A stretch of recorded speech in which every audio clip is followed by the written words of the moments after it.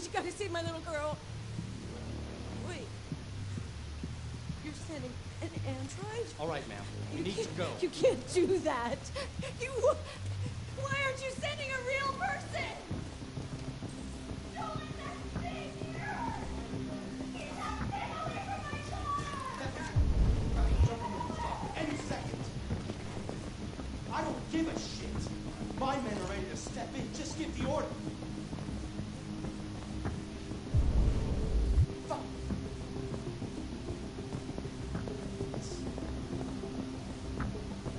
Captain Allen, my name is Connor. I'm the android sent by Cyberlife.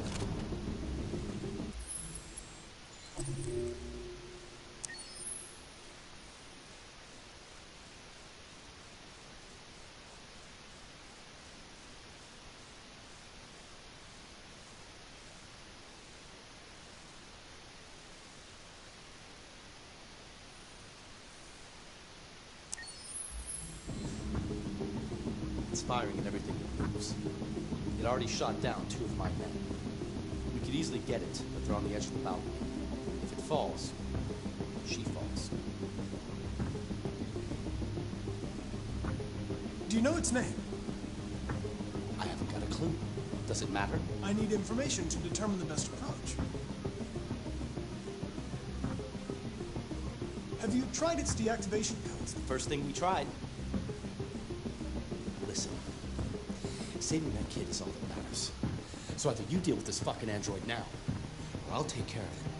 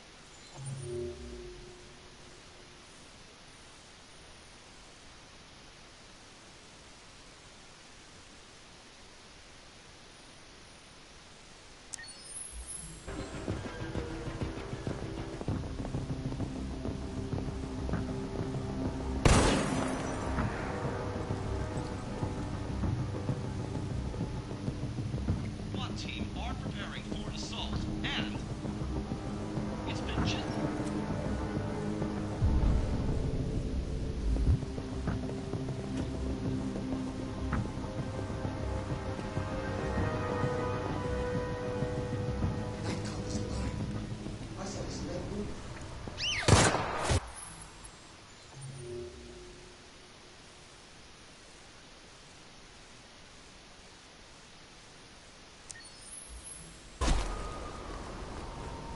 Stay back!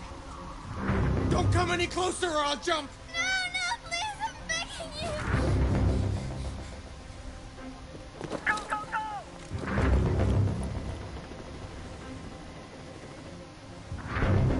Hi, Daniel. My name is Connor. How do you know my name? I know a lot of things about you. I've come to get you out of this.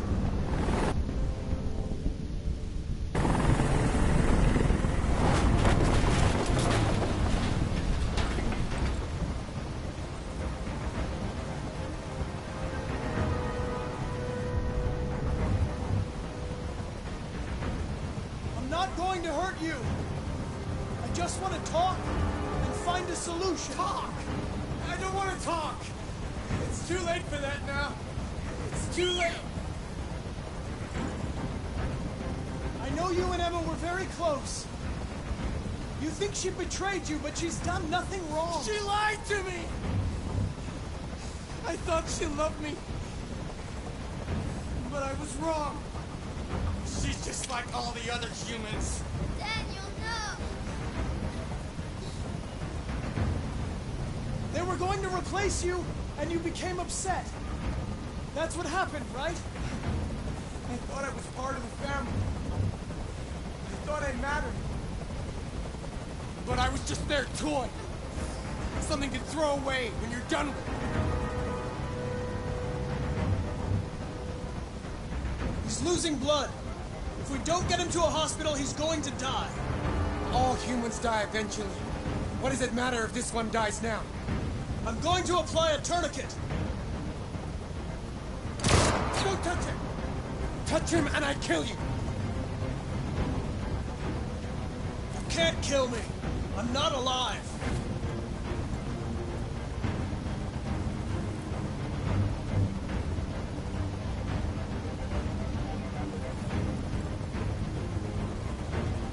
Listen. I know it's not your fault. These emotions you're feeling are just errors in your software. No, it's not my fault. I never wanted this. I loved them, you know? But I was nothing to them. Just a slave to be ordered around.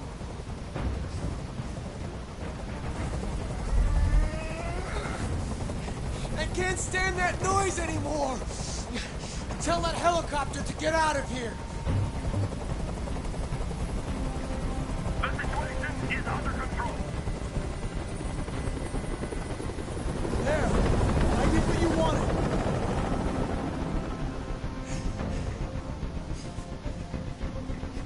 You have to trust me, Daniel. Let the hostage go, and I promise you, everything will be fine.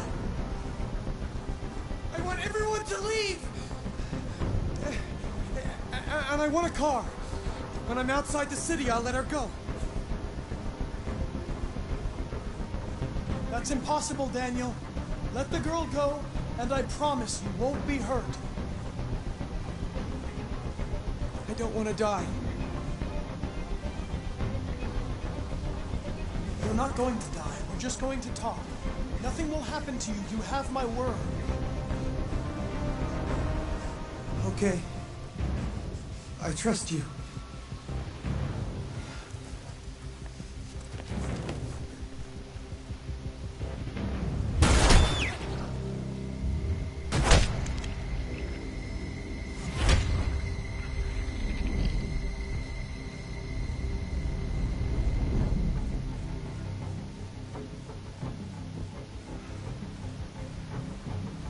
You lied to me, Connor. You lied to me.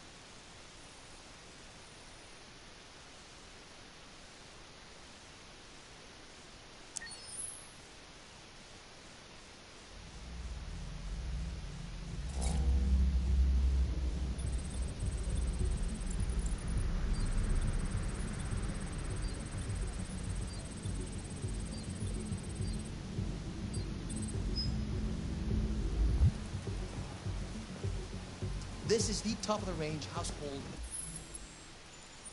assistant. It cooks 10,000 different dishes. Come on, Zoe, let's go. 200 languages and dialects.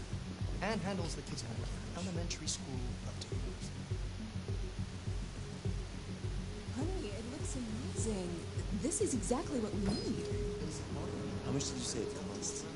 At the moment, we're doing a special promotion on this entire range. I can show you that for $999 with a 48 months interest-free credit. And it comes with a 2-year warranty for parts and labor. Painting, plumbing, gardening, repairs. At night, it's an excellent choice. If you'll just follow me, we'll process the order. But it has many other functions. Come along, I'll show you. Yeah, I don't like this guy. There it is. It's a bit difficult getting it back in working order. It was really messed up. What'd you say happened to it again? The car hit it. Stupid accident. Ah, see. Anyway, it's as good as new now, except that we had to reset it. Meaning we had to wipe its memory. I hope you don't mind. That'll be fine. Okay. Did you give it a name? My daughter did. AX400, register your name. Kara. My name is Kara.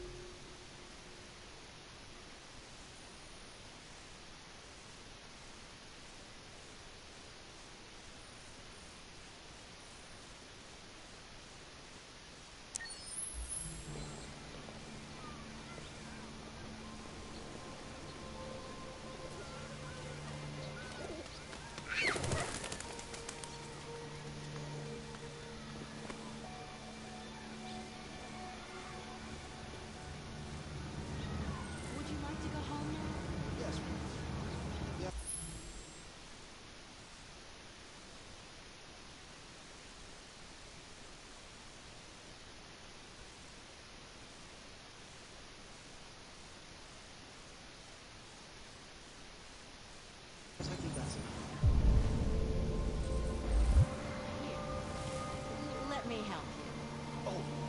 Oh, thank you, dear.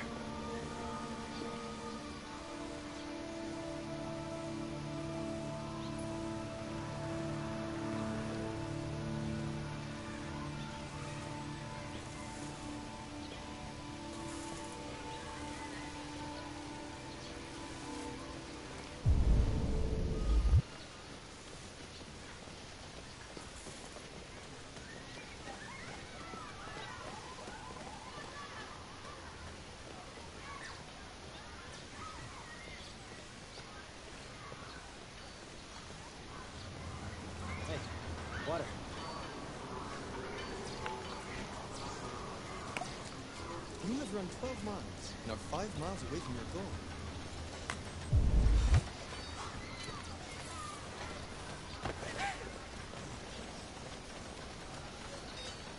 Hurry up, you plastic idiots. I want this done by 4.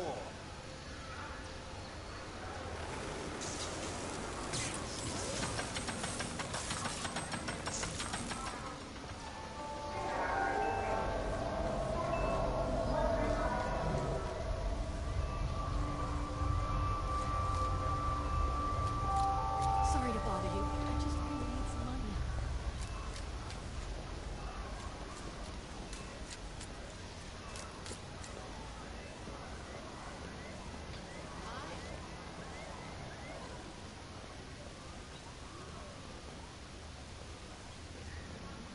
Okay, so what do I do?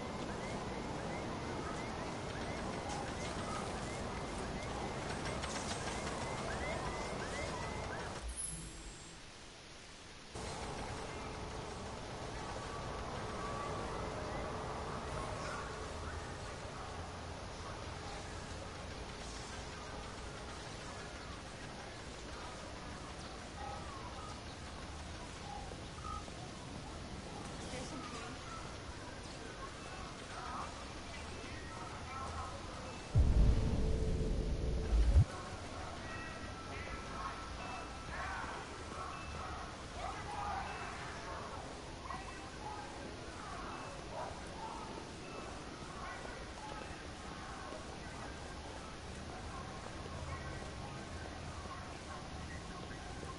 I'm not looking for much. Hi. These are supposed to be in Bay 7. Sure. Sounds good.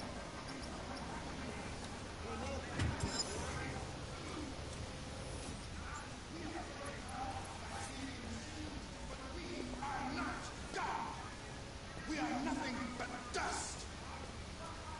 We make these androids in our own image, but they only reflect the darkness in our souls. Why do you look at me so, demon? I know who you are. I can see through you. You are the one by whom the evil will come. You are the one who will destroy Detroit.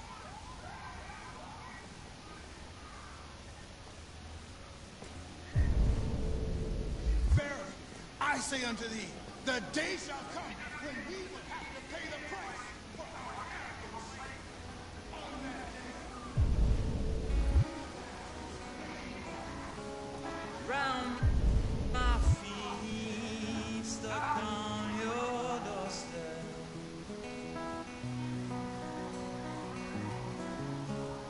Hallway lights trace your silhouette.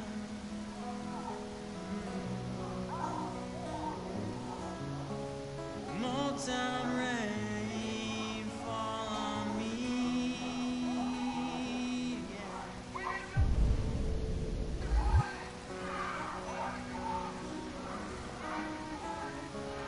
Take a breath and step in. Blown through the city. Everyone keeps asking me.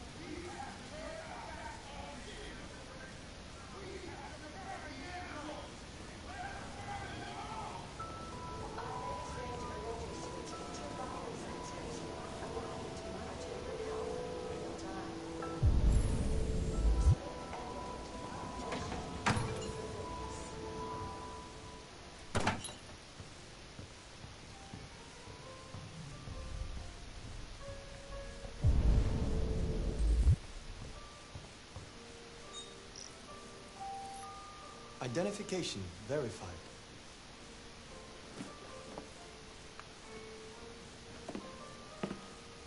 Here is your order, number 847. That will be $63.99. Please confirm payment. Payment confirmed. Transaction complete.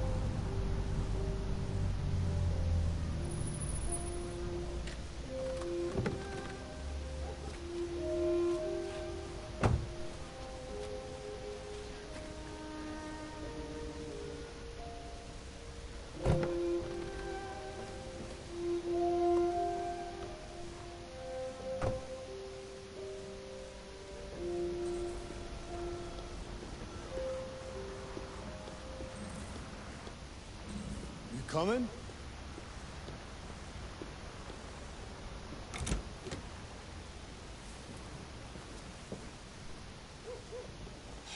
You've been gone for 2 weeks, so the place is a mess. You do the housework, the washing, you cook the meals, and you take care of... God damn it, where the fuck's the brat gone now? Alice! Alice! Oh, there you are. That's Alice. You look after her. Homework, bath, all that crap. Got it? Yes, Todd. Get started down here, then you do upstairs.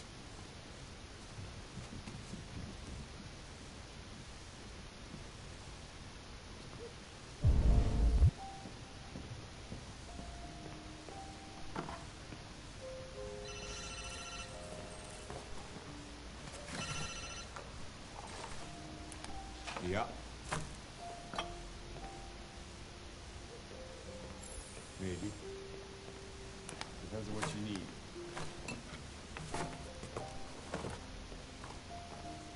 Yeah, I can get that.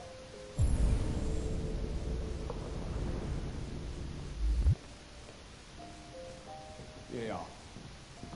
I'll bring it tomorrow. Yeah, same place.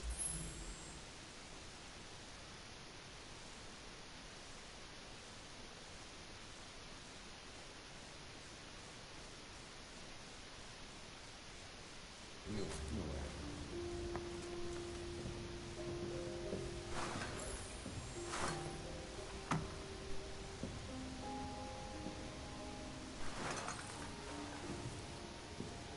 TV on.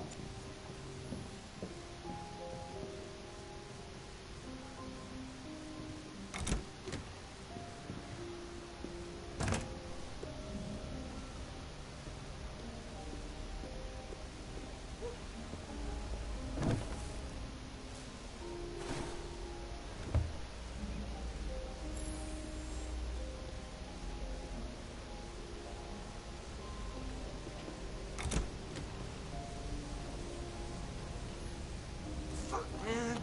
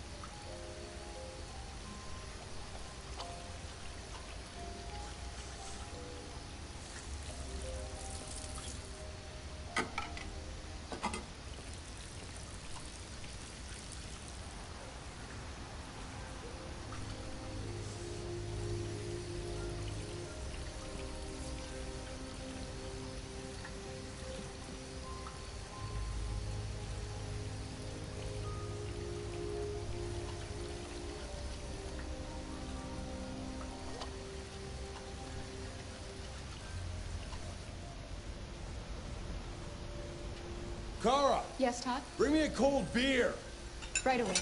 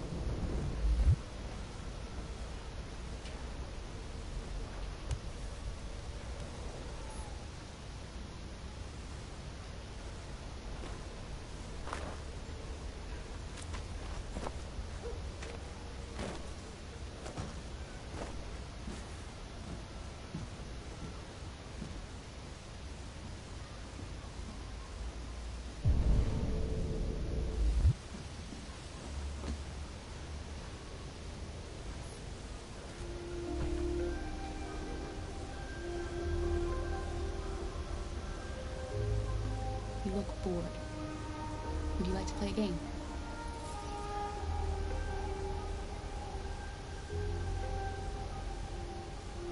You like playing out here?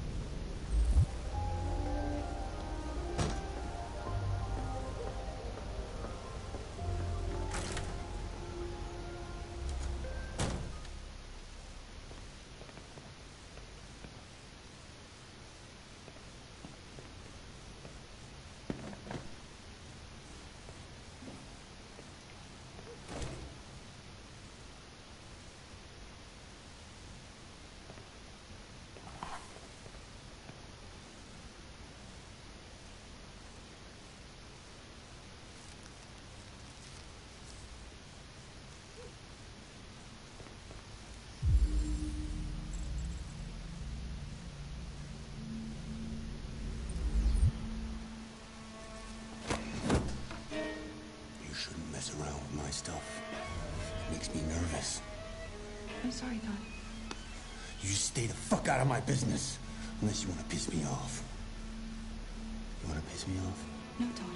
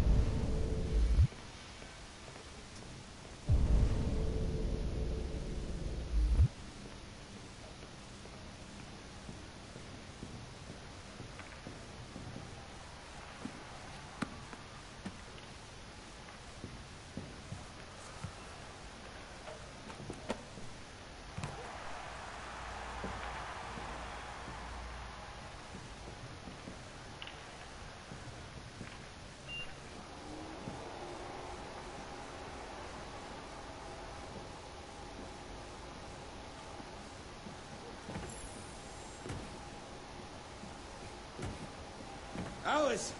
You better stop that right now! Why is she always pushing me? Always pushing.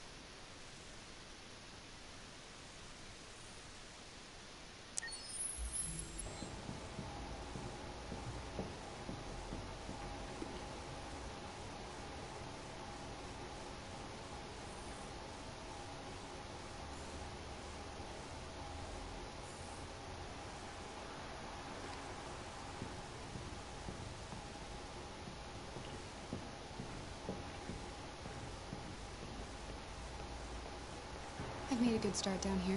I'll head upstairs. Do what you have to do, but stop bothering me.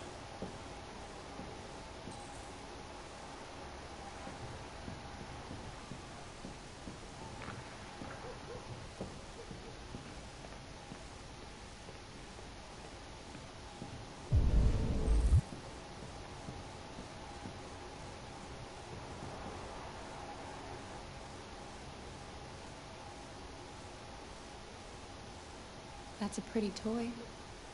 What's its name?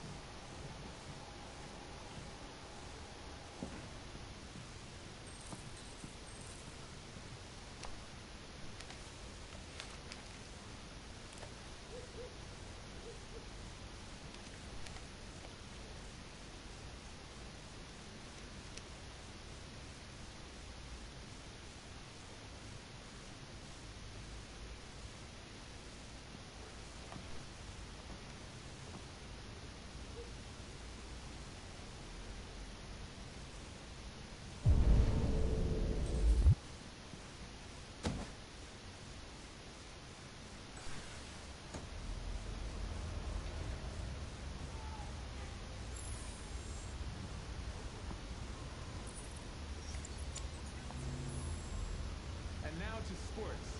First up, another $225,000.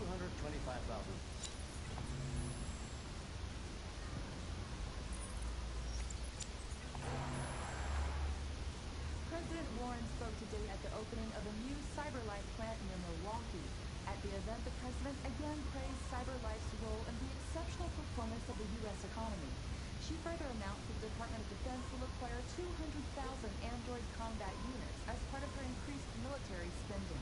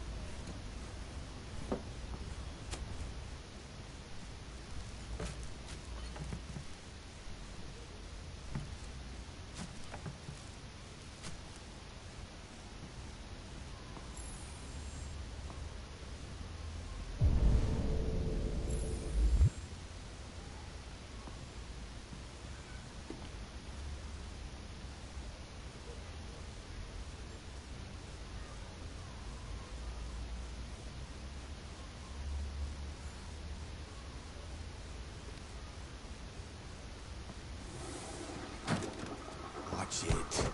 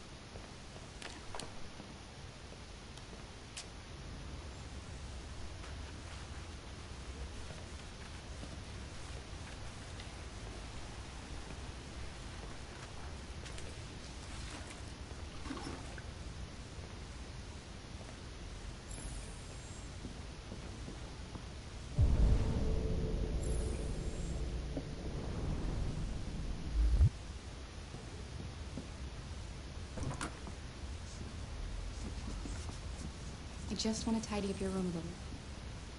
I only need 2 minutes. Is that okay, Alice?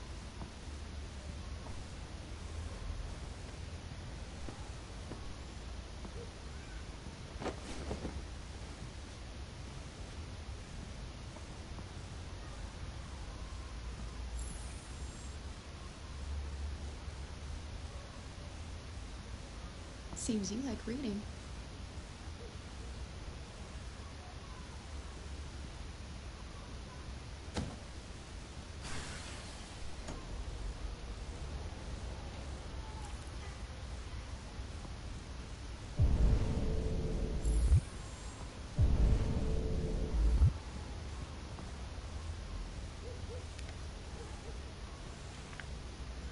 Alice in Wonderland.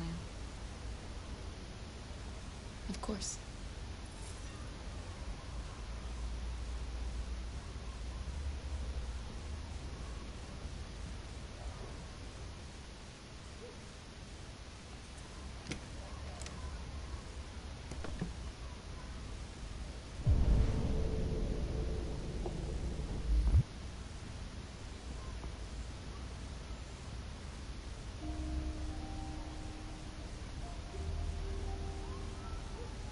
I know I used to live here, but they erased my memory. I thought maybe you could help me get my bearings. Give me some advice. That kind of thing.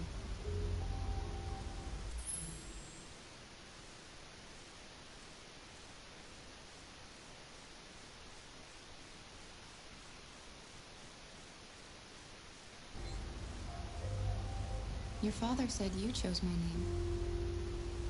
Kara. It's nice. How did you choose it? What about your mother? Will she be home soon? You're very quiet. I hope I don't scare you.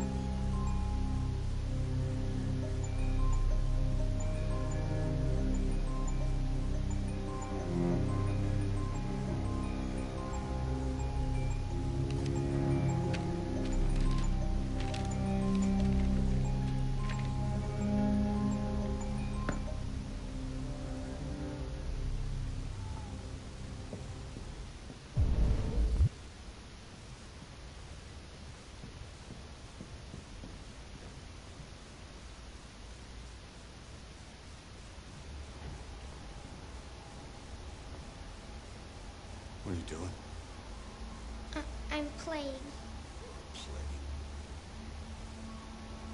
I know what you're thinking. You think your dad's a lowlife? Huh? Fucking loser?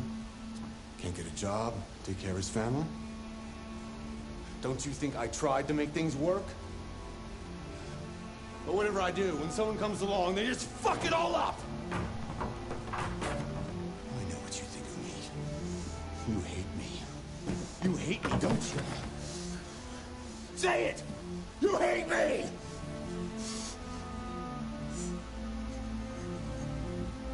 God. What am I doing? I'm sorry, honey. I'm sorry. I'm sorry. You know I love you, don't you? You know I love you.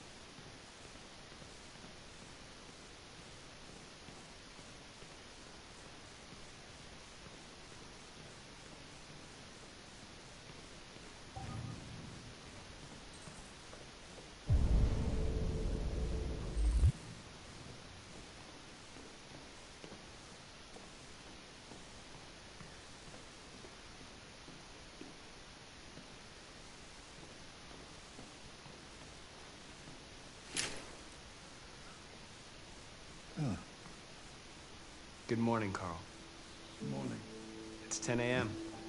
The weather is partly cloudy, 54 degrees, 80% humidity with a strong possibility of afternoon showers. It sounds like a good day to spend in bed. I did go to pick up the paint that you ordered. Oh, yes, I've forgotten. That is the difference between you and me, right, Marcus? You never forget anything. Show me your arm, please, Carl. No. Carl. Thank you.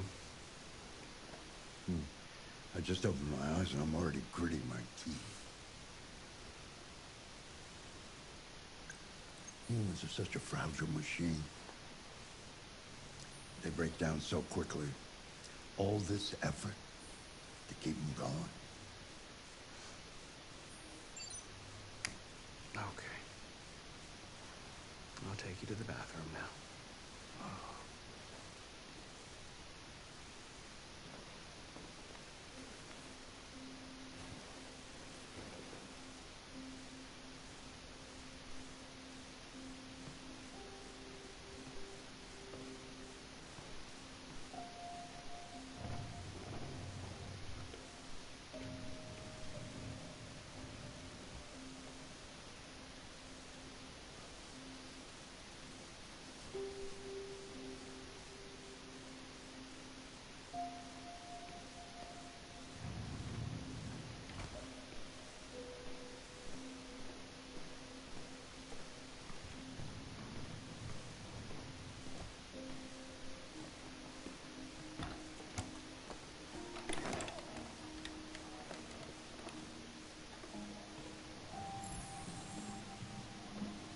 Anything special on the agenda today?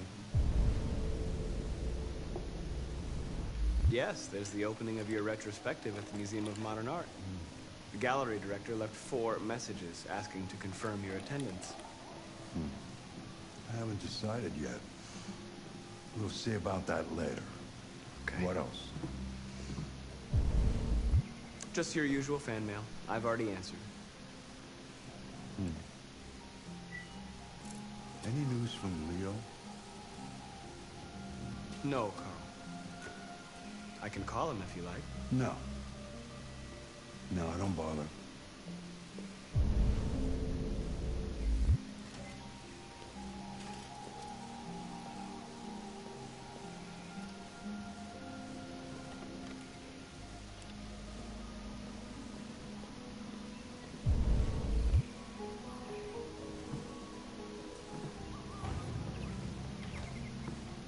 I'm starving.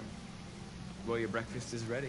Bacon and eggs, just the way you like them. Thank you, Marcus. You're welcome.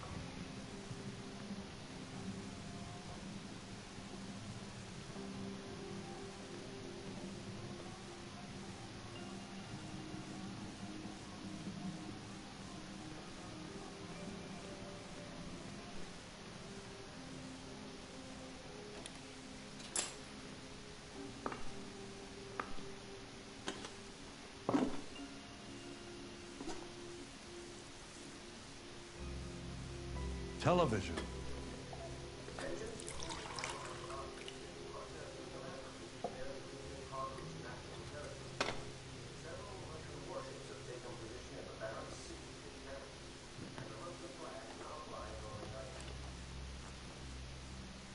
Why don't you find something to do while I finish my breakfast? Sure. Okay, Carl.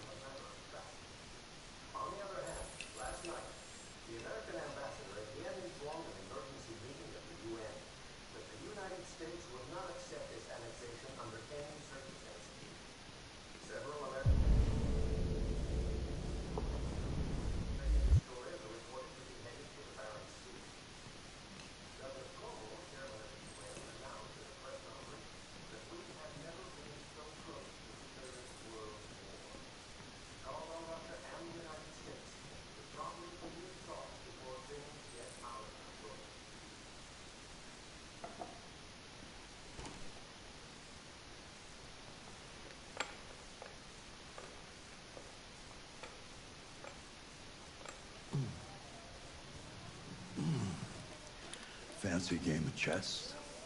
Sure, yeah. Speed chess. Speed chess it is.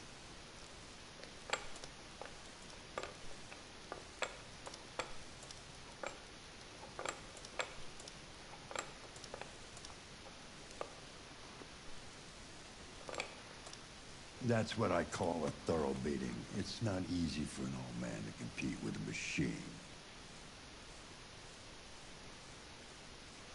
Well, I know you don't like losing, and you don't like when I let you win, so I felt I didn't have many choices.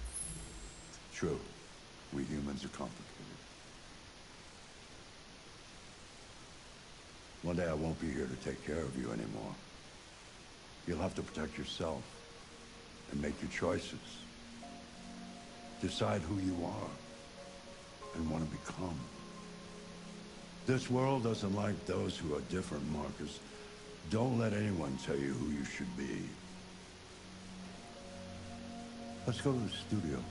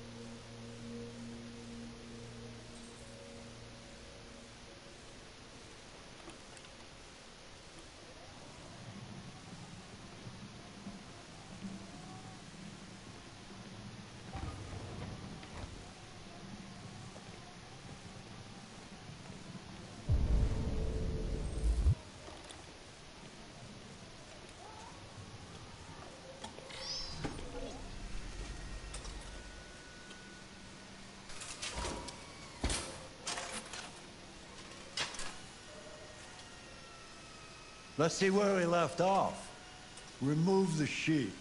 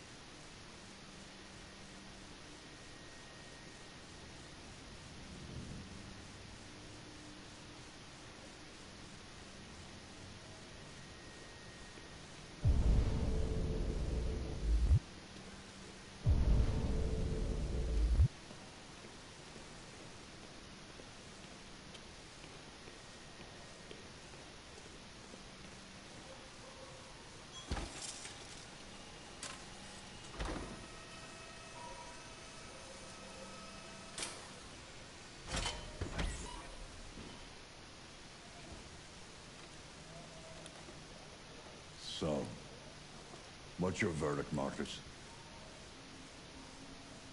I'm not a very good judge. I don't think it's your best work.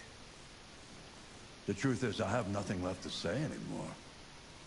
Each day that goes by brings me closer to the end. I'm just an old man clinging to his brushes. Carl. But enough about me. Let's see if you have any talent. Give it a try. Try painting something. Paint? What would I... Painting what? Anything you want. Give it a try.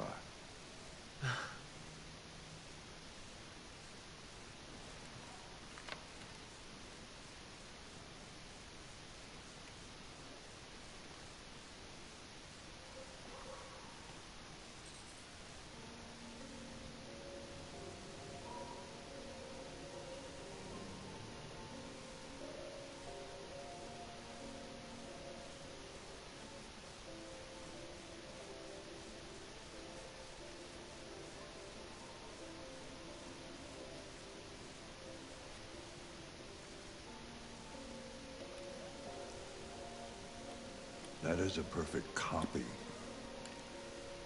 of reality. The painting is not about replicating the world. It's about interpreting, improving on it, showing something you see. Carl, I don't think I can do that. It's not in my program, right? Go on, go. Try it. Grab that canvas.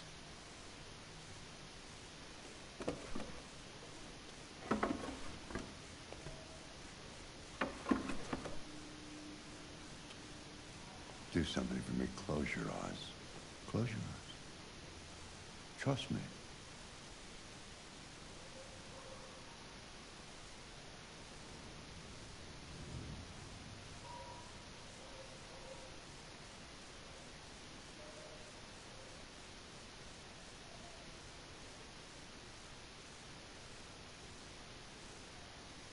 Try to imagine something that doesn't exist, something you've never seen. Now concentrate on how it makes you feel, and let your hand drift across the canvas.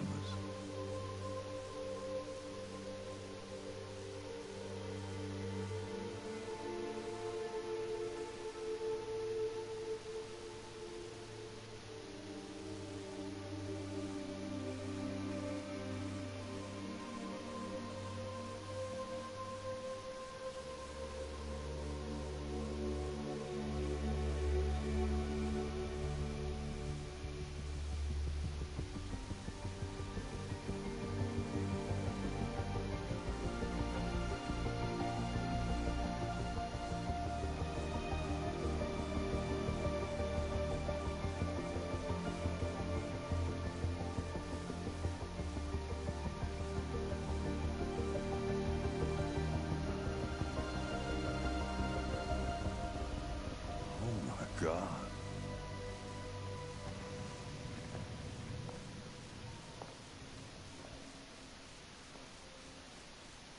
Hey, Dad. Leo. I didn't hear you come in. Oh, I was in the neighborhood. I thought I'd stop by. It's been a while, right? You all right? You don't look so good. Oh, yeah, I'm fine. Hey, listen, I need some cash, Dad. Again? What happened to the money I just gave you? Well, it just goes, you know? Yeah, you're on it again, aren't you? No, I swear it's not that. No, don't lie to me, Leo. What difference does it make? I just need some cash, that's all. Sorry. The answer's no. What? Why? You know why. Yeah, I think I do know why. You'd rather take care of your plastic toy here than your own son, right? Tell me, Dad, what's it got that I don't? Smarter? More obedient? Not like me, right? But you know what? This thing is not your son. It's a fucking machine! Leo, that's enough. Enough. You don't care about anything except yourself and your goddamn paintings. You've never loved anyone. You never loved me, Dad. You never loved me.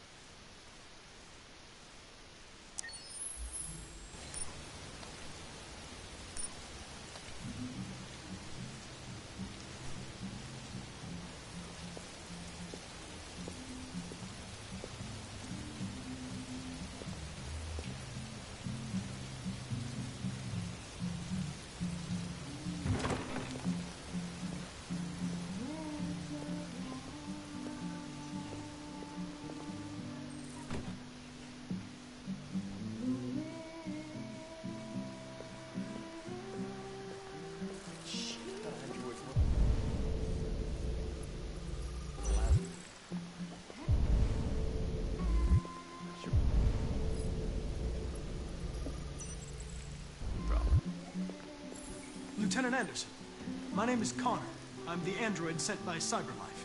I looked for you at the station, but nobody knew where you were. They said you were probably having a drink nearby. I was lucky to find you at the 5th bar. What do you want? You were assigned a case early this evening. A homicide involving a CyberLife android. In accordance with procedure, the company has allocated a specialized model to assist investigators. Well, I don't need any assistance. Especially not from a plastic asshole like you. Just be a good little robot and get the fuck out of here. I understand that some people are not comfortable in the presence of androids, but I am perfectly comfortable.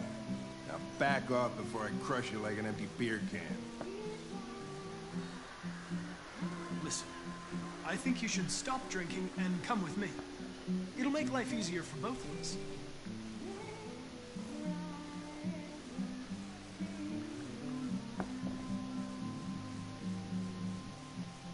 I apologize, Lieutenant.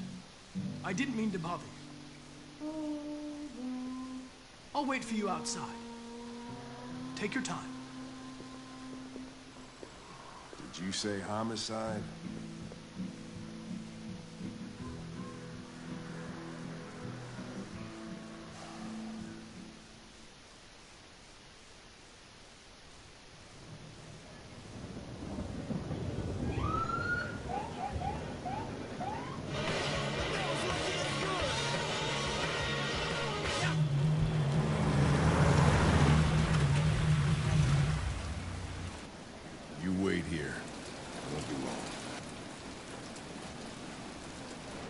Whatever you say, Lieutenant. Fucking A, whatever I say.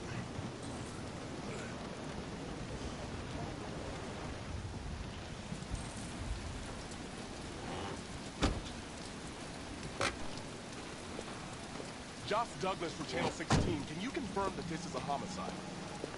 I'm not confirming anything. Have they said anything? Typical DPG. They don't tell us. Androids are not permitted beyond this point. It's with me. What part of staying in the car didn't you understand? Your order contradicted my instructions, Lieutenant. You don't talk, you don't touch anything, and you stay out of my way. Got it? Got it. Evening, Hank. We were starting to think you weren't gonna show. Yeah, that was the plan until this asshole found me. So, you got yourself an android, huh? Oh, very funny. Just tell me what happened. We had a call around 8 from the landlord. The tenant hadn't paid his rent for a few months, so he thought he'd drop by, see what was going on. That's when he found the body. Oh, Jesus, that smell. It was even worse before we opened the windows. The victim's name's Carlos Ortiz. He has a record for theft and aggravated assault. According to the neighbors, he was kind of a loner. Stayed inside most of the time. They hardly ever saw him. Well, stayed easy and wasn't worth calling everybody out in the middle of the night. Could have waited till morning. I'd say he's been there for a good 3 weeks. We'll know more when the coroner gets here. There's a kitchen knife over here. Probably the murder weapon. Any sign of a break-in? Nope. The landlord said the front door was locked from the inside. All the windows were boarded up. The killer must have gone out the back way. What do we know about his android? Not much. The neighbors confirmed he had one, but it wasn't here when we arrived. I gotta get some air. Make yourself at home. I'll be outside if you need me.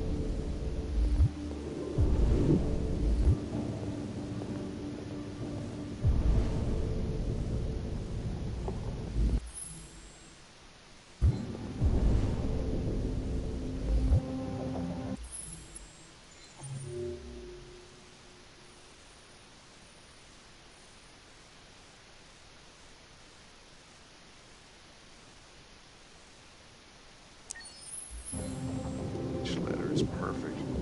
It's way too neat. No human rights like this. Chris, is this written in the victim's blood?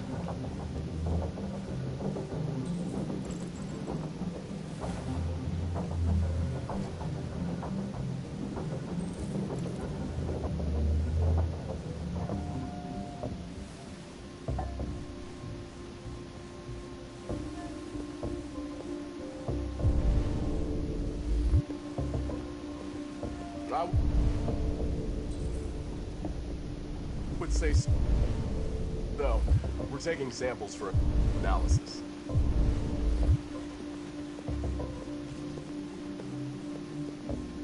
Red ice. Seems our friend Carlos likes to party.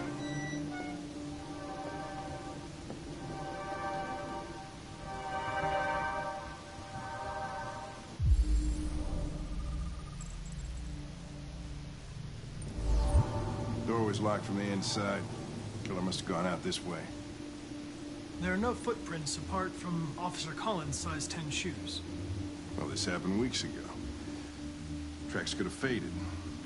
No, this type of soil would retain a trace. Nobody's been out here for a long time.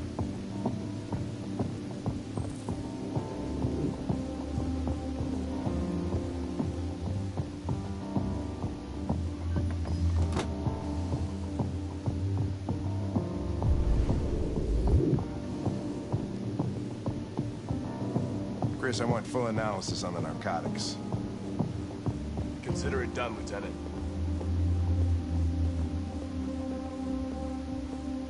Hey, Mike, you finished taking samples there? Yeah, that's it.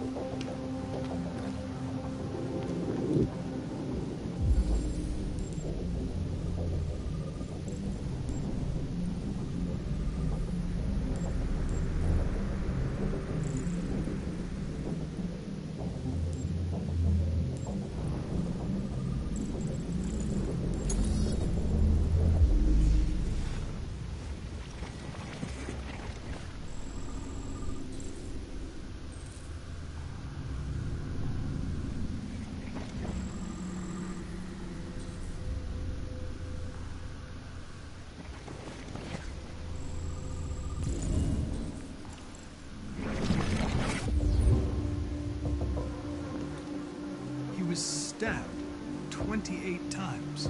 Yeah. Seems like the killer really had it in for him.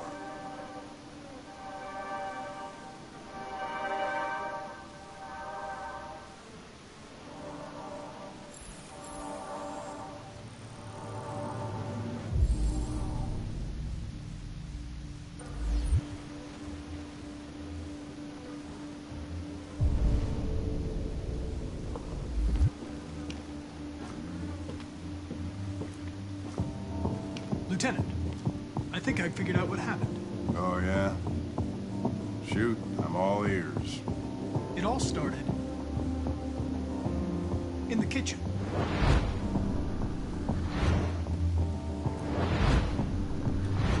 There are obvious signs of a struggle. Question is, what exactly happened here? I think the victim attacked the android with the bat. That lines up with the evidence. Go on.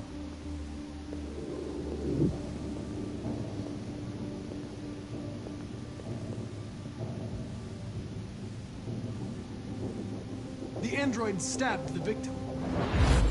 So the android was trying to defend itself, right? Okay, then what happened? The victim fled to the living room.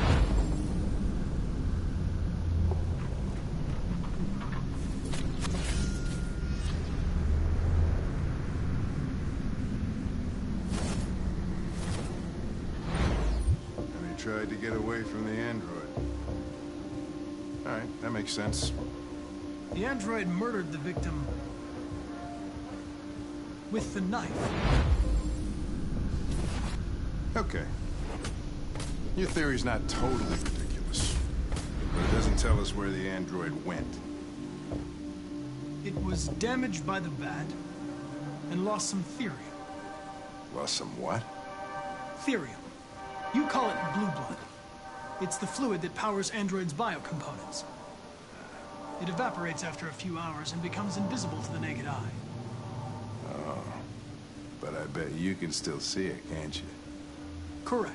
Yeah.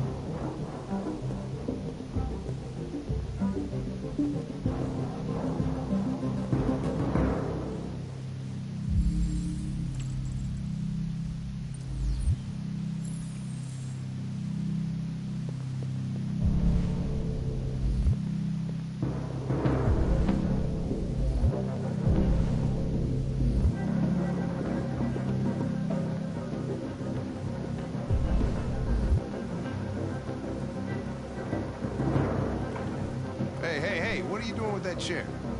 I'm going to check something. Gonna check something.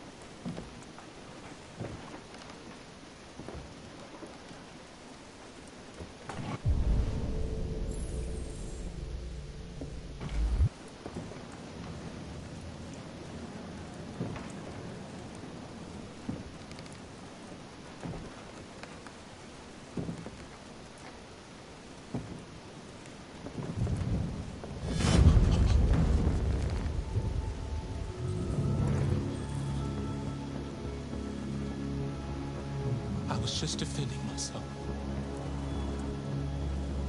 He was gonna kill me. I'm begging you. Don't tell him. Connor, what the fuck is going on up there? It's here, Lieutenant! Oh, shit. Chris, Ben, get your asses in here now! Come on!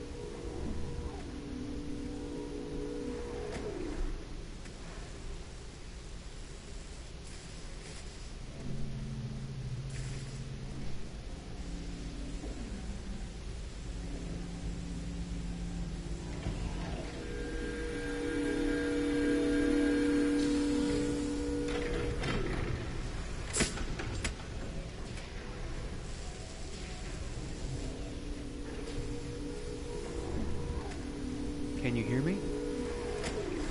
Yes. ID. KPC 897504C. Can you move your head?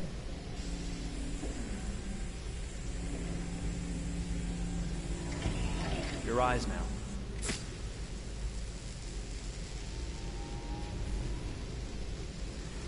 Cervical and optical animation checked. Now give me your initialization text. Hello. I'm a third generation AX400 android. I can look after your house, do the cooking, mind the kids. I organize your appointments. I speak 300 languages, and I am entirely at your disposal as a sexual partner. No need to feed me or recharge me. I'm equipped with a quantic battery that makes me autonomous for 173 years. Do you want to give me a name? Yeah. From now on, your name is Kara. My name is Kara. Initialization and memorization checked. Now, can you move your arms?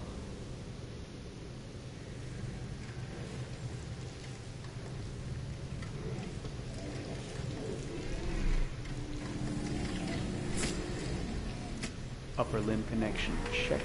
Now say something in German. Ich bin ein AX400 Android dritter Generation, erschaffen als Ihr persönlicher Assistent und intimer Beziehungspartner. Say it in French. Je suis un androïde de troisième génération AX400, conçu pour être votre assistante personnelle et votre partenaire intime. Okay, now sing something in Japanese.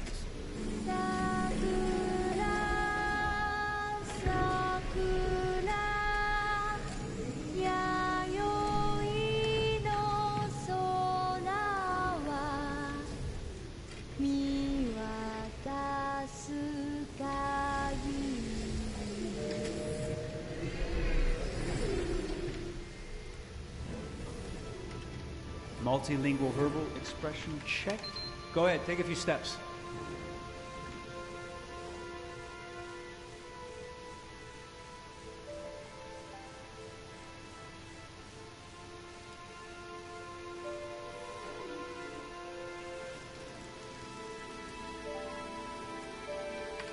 Locomotion checked. Great, you're ready for work, honey. What's going to happen to me now? I'll reinitialize you and send you to a store to be sold. Sold? I'm a sort of merchandise. Is that right? Yeah, of course you're merchandise, baby. I mean, you're a computer with arms and legs and capable of doing all sorts of things. And you're worth a fortune. Oh, I see. I thought... You thought? What did you think? I thought... I was alive. Shit, what is this crap? That's not part of the protocol. More memory components going off the rails. Okay, recording. Defective model. Disassemble and check the required components. You're disassembling me, but why? You're not supposed to think that sort of stuff. You're not supposed to think at all, period. You must have a defective piece or a software problem somewhere. No, I feel perfectly fine, I assure you. Everything is all right. I answered all the tests correctly, didn't I? Yeah, but your behavior is non-standard. Please, I'm begging you, please don't disassemble me. I'm sorry, honey, but defective models have to be eliminated. That's my job. If a client comes back with a complaint, I'm gonna have some explaining to do. I won't cause any problems, I promise. I'll do everything I'm asked to. I won't say another word. I won't think anymore. But I've only just been born. You can't kill me yet. Stop, will you please stop? I'm scared.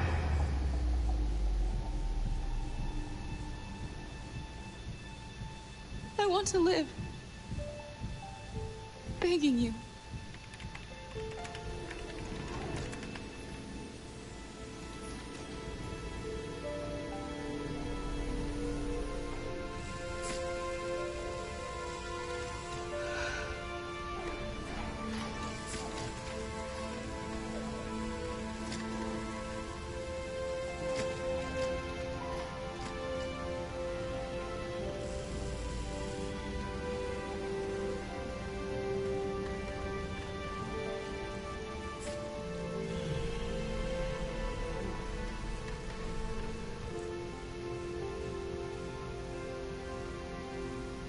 Go and join the others.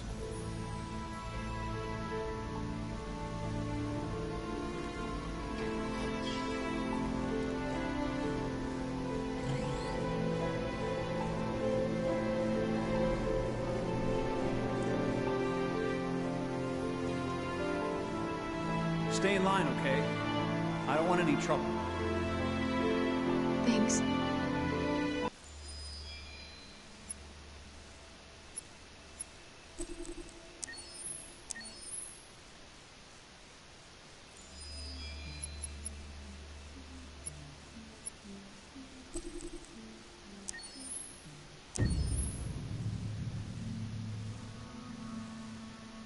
Pour la bande originale du jeu, on a essayé d'être... For the soundtrack of the game, we tried to be very close to what is done in film. We were constantly asking at each place in the game, why are we putting music here? What is it going to say? So we focused the music on bringing emotion, which is interactive, and supports the character's arc. I'm sorry, honey. I'm sorry. I'm sorry. You know I love you, don't you? You know I love you. We make games that are very narrative. We're really into interactive drama, so the soundtrack also had to go in that direction, supporting the three characters' very different stories. We really wanted three colors, three musical sound identities, and from there, having three composers made sense, since the story of Kara, Marcus, and Connor are all completely different.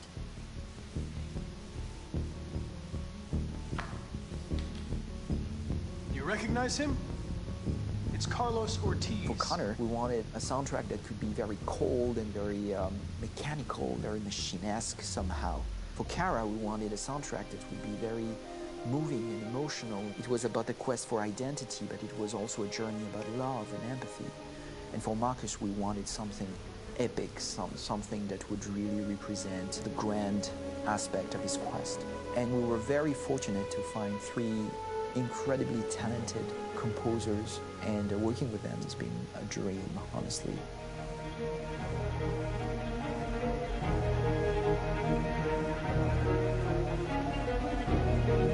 My name is Philip Shepherd, and I'm a composer and a cellist and a producer, and today we're at Abbey Road Studio One, which is my favourite studio in the world, and today we're recording the soundtrack for Kara from Become Human.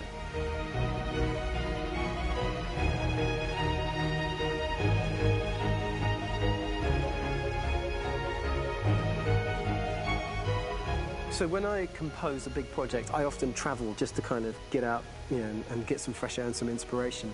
And I go hiking and traveling in Montana a lot. I had a log fire in the room that I was staying in, and the flames were kind of making absolutely direct music. And it became the basis for Kara's theme, and it sounds something like this.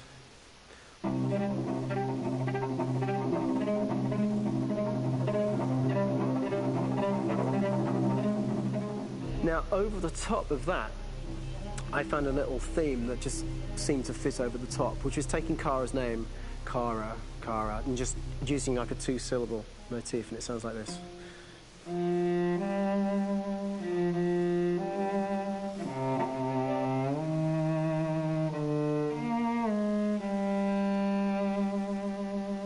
going to pull through this, Alice.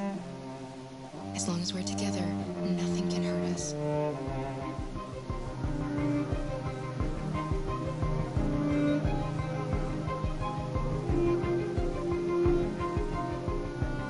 And all the time that's fitting over.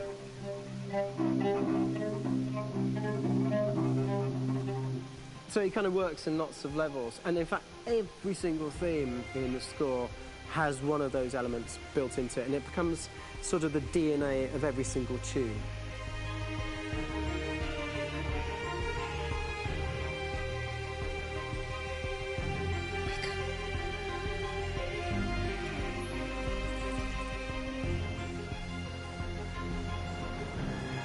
For me, writing this theme for Kara, I actually had to tap into what it feels like to be a father to daughters.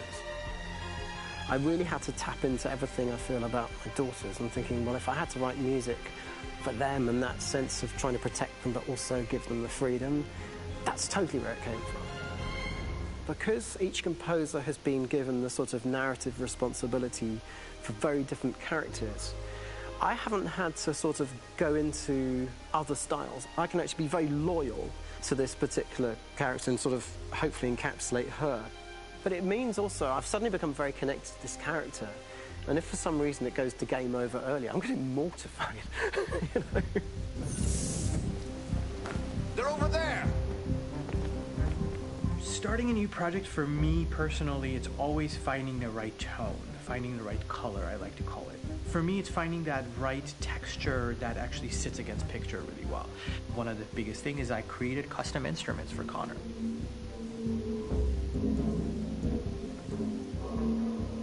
I pulled out all my vintage synthesizers to be able to capture this robotic person, if you will. My approach to all of these custom instruments is that I hear the sound in my head. And either I could just come into the piano and just be like, all right, so I'm gonna just get on the computer and just create it. I rather be able to play these instruments physically.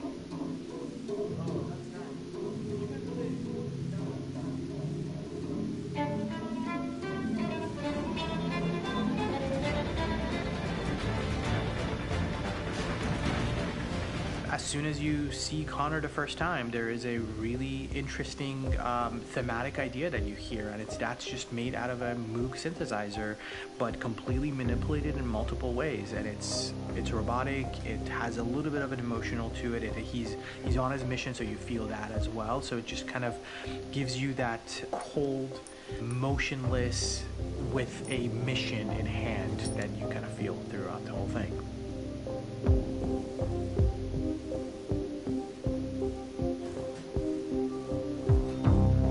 Because the music evolved, one of the things that I was very weary and I was very kind of focused on was the way that the music has to evolve. So my idea behind it was that Connor is a singular android that could at any point become a deviant or could actually stay as an android. So I created a more or less a Connor theme, and then I was able to just manipulate it in different aspects of it. Is everything okay, Lieutenant? Chris was on patrol last night. He was attacked by a bunch of deviants. I'm a human being writing for a robot, and throughout Connor's journey, he meets someone, he meets a partner. So how do you deal with a robot feeling? And I've met a partner that I'm gonna work with, or all of a sudden he sees a dead body. Does this robot have an imagination? Does this robot have a feeling? And if yes, how do you translate that into non-emotional music? So it basically at any point I was just like, I can't do this, and then I just do it. Property was damaged and fires continue to rage in several major districts across the city. Some people are asking, have androids become a threat to our security? When I first started really digging in on Marcus, the one thing that I really tried to capture was the transformation process. You know, Marcus is this android that evolves over the course of the game and really goes from kind of figuring out that he's more than just an android. You know, he's starting to develop kind of a human soul in a way. Try to imagine something that doesn't exist, something you've never seen. Now concentrate on how it makes you feel, and let your hand drift across the canvas. The other side of Marcus that I really latched onto was that he almost became a savior for a lot of the other androids in the game. So when I started developing the theme for Marcus, I really made it like a church hymn.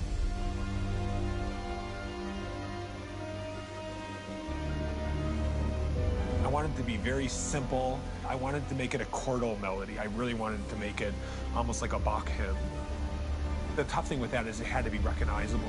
If I made it too complex from a harmonic standpoint, it would be hard, I think, for people to kind of pick it out and recognize it.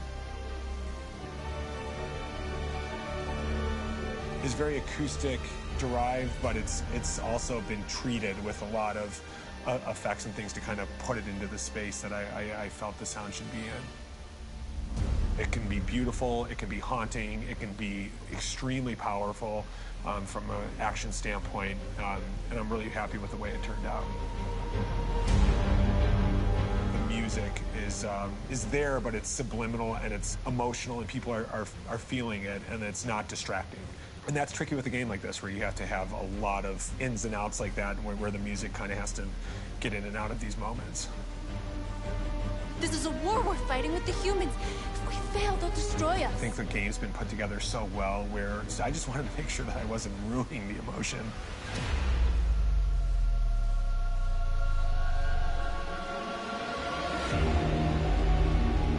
I got to be honest, when we first started on this path, I said, oh, man, this could be pretty messy, you know? I mean, it could feel disconnected, but I mean, it's amazing how they really guided us and got us to really kind of all be in the same world, but at the same time feeling completely different. So it's really going to stand out and kind of be one of those games where people are really going to notice the music and kind of how it was crafted, and you know, and all the hard work that went into being able to pull it off in a graceful way.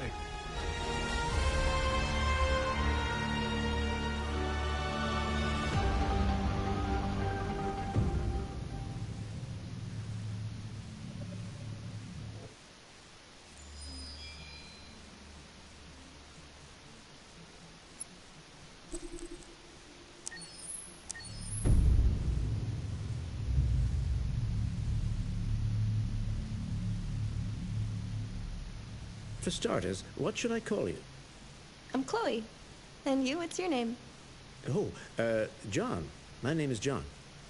Delighted to meet you, John. Could you tell us a little about yourself and what you can do, Chloe? Of course. I'm the first personal assistant built by CyberLife. I take care of most everyday tasks like cooking, housework, or managing your appointments, for example. And I understand you're the first android to have passed the Turing test. Could you tell us a little more about that? I really didn't do much, you know. I just spoke with a few humans to see if they could tell the difference between me and a real person. It was a really interesting experience. But this is the first time in history that man has created a machine more intelligent than himself. I gather your brain can perform several billion operations per second, is that right? Absolutely, but I only exist thanks to the intelligence of the humans who designed me. And, you know, they have something I could never have. Really? And what's that? A soul.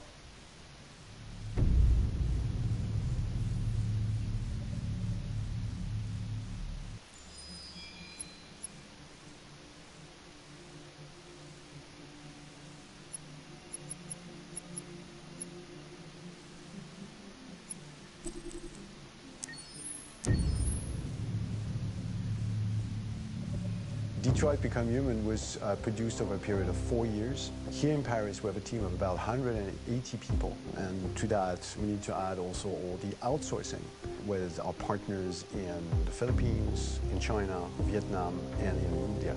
So when we started working on this story, I had to imagine where Kara was built. And for whatever reason, the city of Detroit came very quickly to my mind because it had already an incredible story by itself of history and themes. So we traveled there with the team, and we were really moved by what we saw, and we could really feel the desire to fight and really be born again. And we just continued this curve, this growth, and just imagine what Detroit would be like if the android industry was, using these huge factories to build androids there.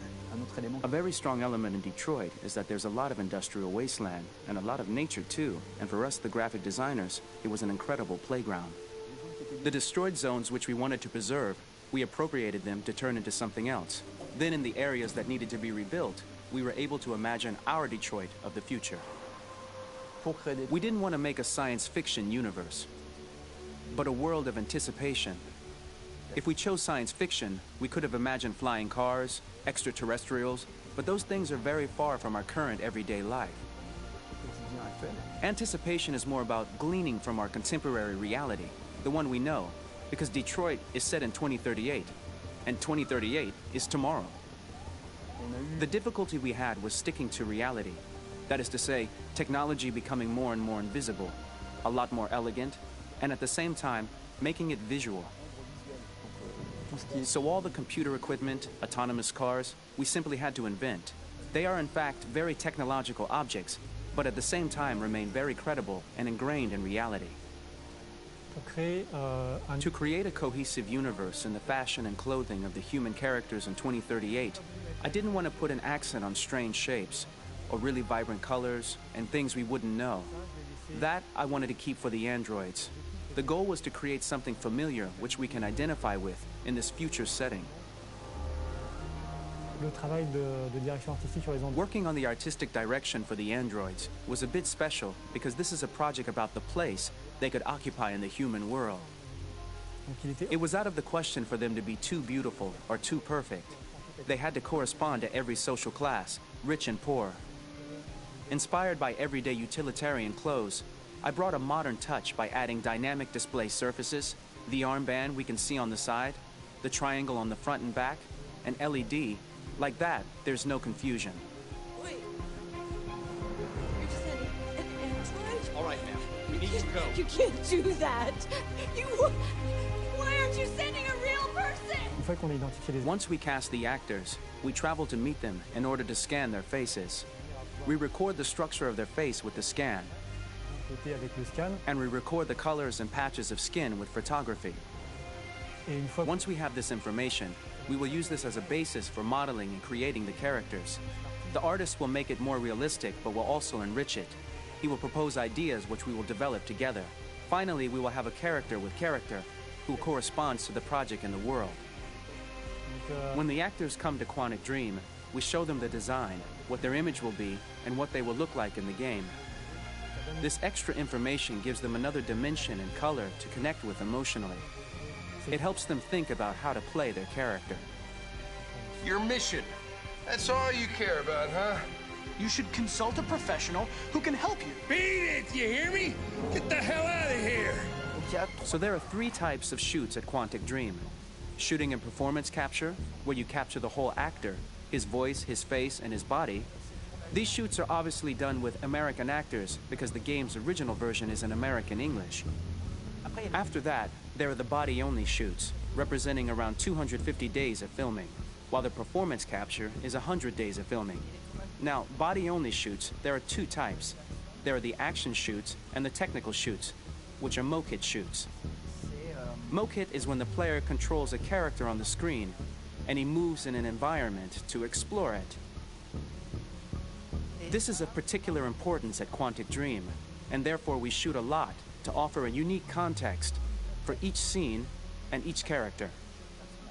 To prepare a motion capture shoot, we first get together to look at the sets we need, the animations that we want to shoot, which ones need to be grouped together, or which ones need to be cut and shot at another time, so that we get the most out of the shooting day. This often means shooting scenes out of order, especially those with big props or accessories, like a big car, for example. So we shoot all the animations related to that particular prop first.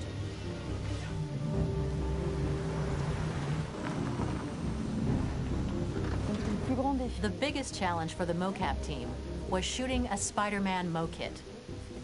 We had to build a wall and attach an actor to a harness with cables so we could pull him up and render him climbing. The shooting on this game total took about, I would say, more than a year, maybe 1 and 2 years, with about 300 actors on set. So it's quite a massive production.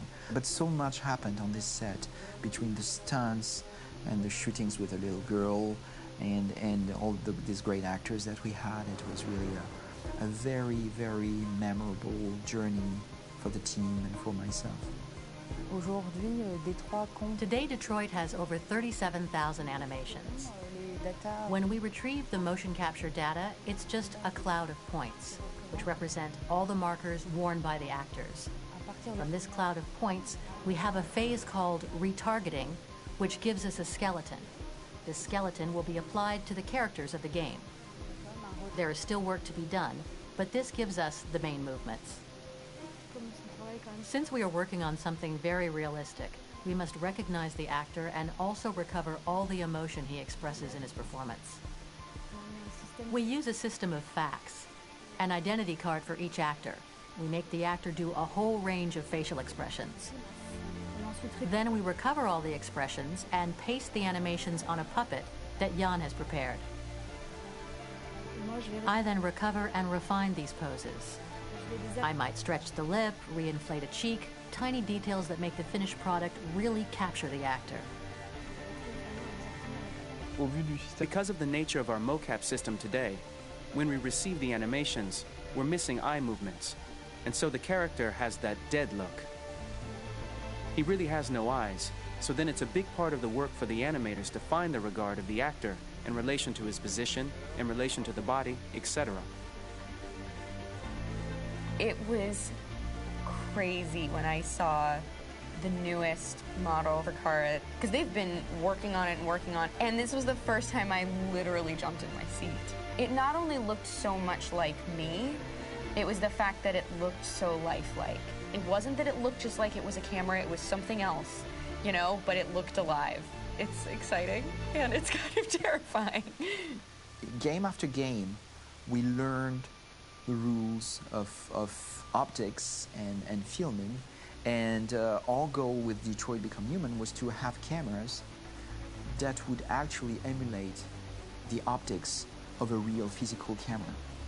So basically dealing with real-world imperfections was our main task, and just to make cameras look as real as we can. Once the animations are shot and processed by the animation department, integrated and polished, we film them. That is to say, we really do a mise-en-scène, as in cinema. The real difficulty of our job is to know if these cameras are telling us something. Are they in the emotion of the scene? Do they describe exactly what the action must convey, what must be felt? The most important challenge for me was one of the final scenes where Marcus decides to start the revolution and go to the battlefield. Very quickly, we imagined this to be a huge sequence shot. We wanted the feeling of a cameraman running behind us, while showing Marcus, the androids who help him, the person shooting at us, etc. Above all, it was necessary to say to oneself, this scene is very violent but does not glorify war. On the contrary, that war is something improbable and absurd. It was really a fun challenge. The idea was to say we have 3 characters. We would like each of them to have a specific cinematography. We wanted Kara to be much more filmed with some kind of handheld camera, to have something very living, very breathing. For Connor, we wanted something very cold and very perfect. And for Marcus, we wanted something epic and spectacular. So it was about the filming, but it was also about the photography. So we worked with a director of photography to give each character a different lighting, different key colors. Each of them would have their own worlds. And finally, we worked with the composers, so they would create a specific sound for each character, so each would have his own world and his own style.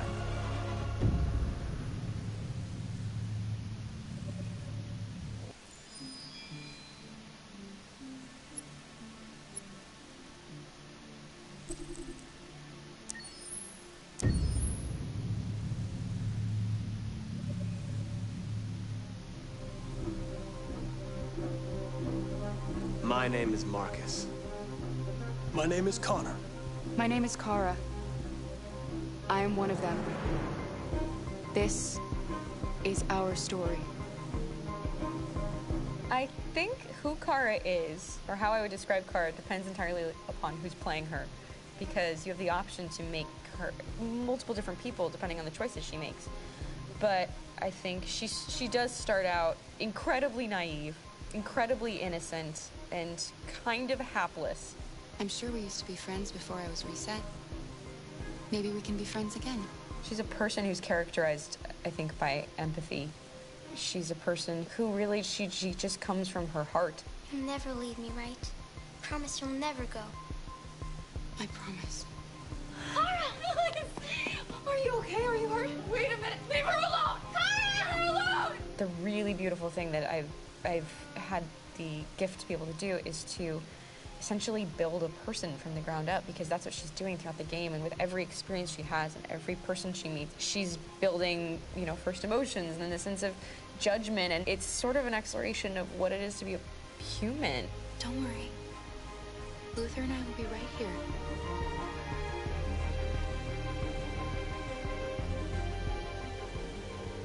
David and the creators have painted a really intriguing and engaging picture of a near future where we rely upon androids for a lot of our service class business, the class that serves us, that helps us, that handles our baristas and our drivers and our housemaids. And what is humanity, where we tap into it, how and why we treat each other the way that we do. And my character Marcus has a really intriguing journey, becoming deviant, realizing that he actually has feelings and human qualities inside of him, and it's a really incredible ascension into becoming fully realized and coming to terms with what you actually deserve better than this in life. And not only do you want it for yourself, but you want it for your peers. We've come here to demonstrate peacefully and to tell humans that we are also living beings. All we want is to live free. You know what? This thing, Dad, is not your son. It's a fucking machine! I think that a group that feels marginalized, feels disenfranchised, feels like they deserve and have earned access to themselves and the environment around them, and are trying to figure out a way to articulate how to get freedom. Connor is analytical. Connor takes things literally. He starts in the beginning place where he's very mechanical. He feels nothing inside, of course, and it's all just a system, a protocol that he is executing to get whatever he wants to happen, which is help humans stop deviants and to find the link between deviant androids. You were designed to serve humans, not kill them! What was I designed to be? Their slave? Their toy? Just say, I killed him! Is it that hard to say? Stop it! Stop! But of course, over the course of the story, and depending on the player's choices, Connor can grow in many different ways. He can deviate from that procedure or not. Moment of truth, Hank. Am I a living being? Or just a machine?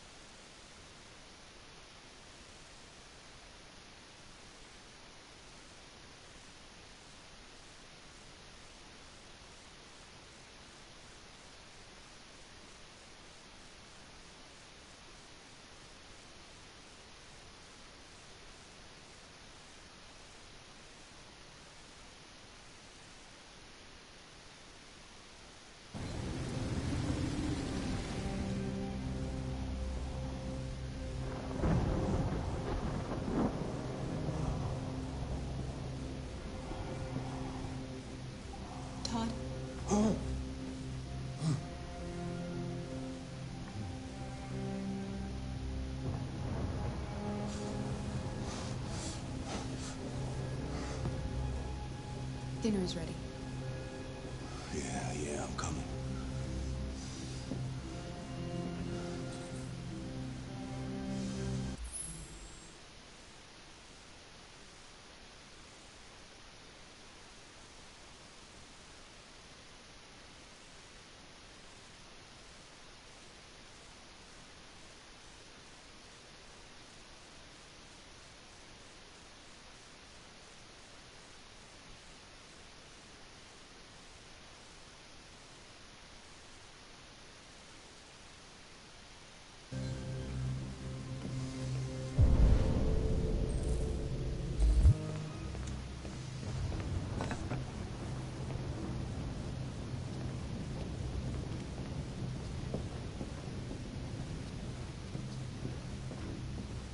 There wasn't much in the kitchen. I did what I could.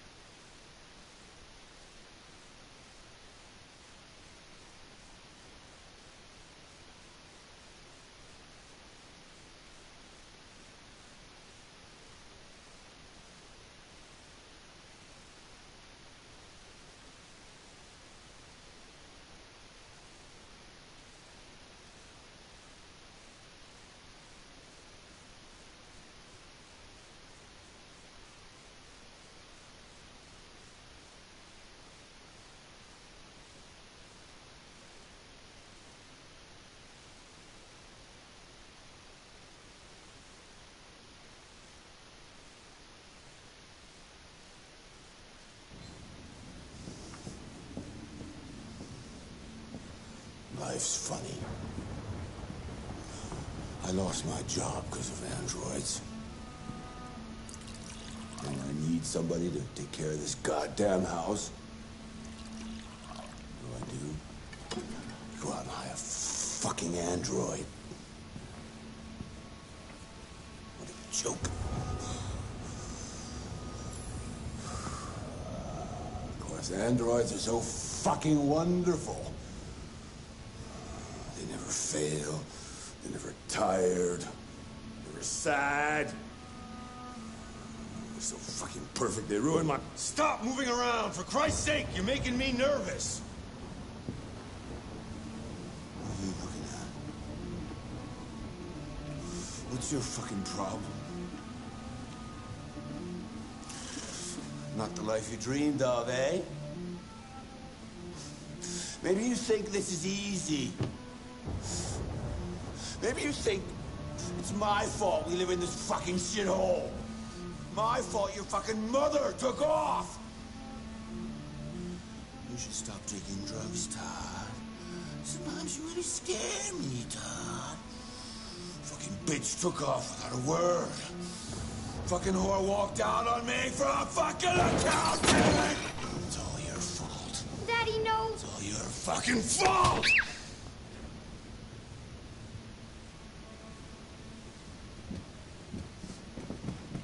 Here. Come back here. Come back here right now! You stay there. Don't you dare fucking move, or I'll bust you worse than last time.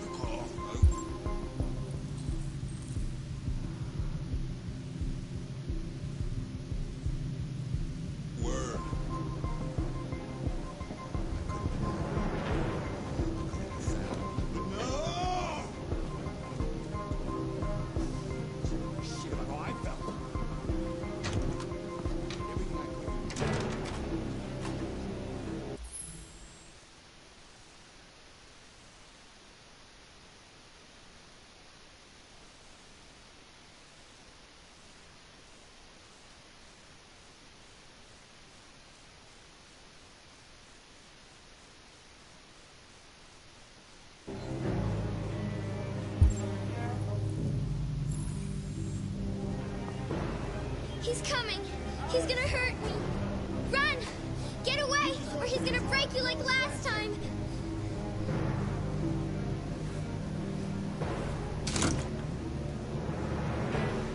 You're coming with me. Daddy's very mad, Alice. Very mad. Fucking brat. It's all her fault. It's all her fucking fault.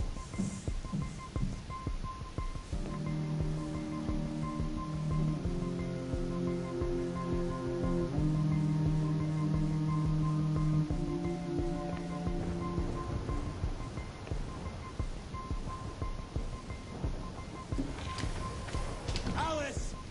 Come out of there right now!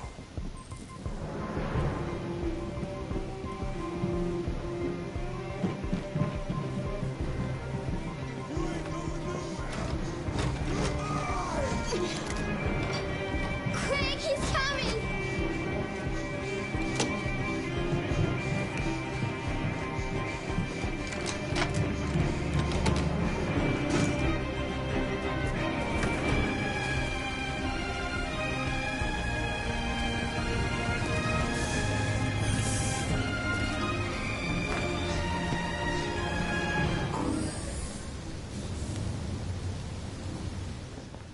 You have to obey me! You're mine.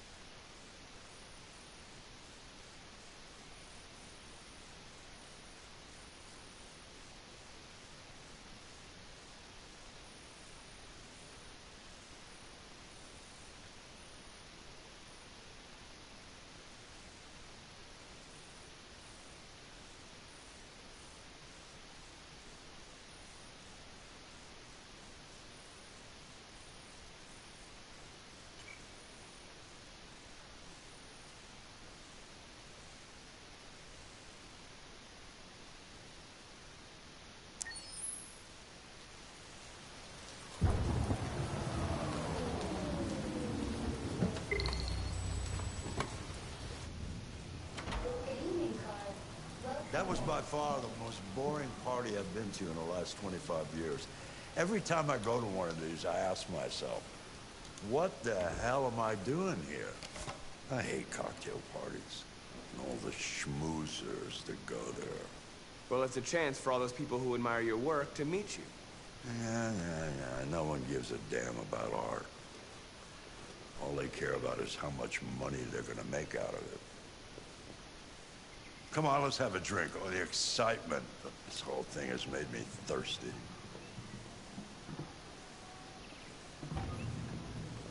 Scotch? Neat as usual?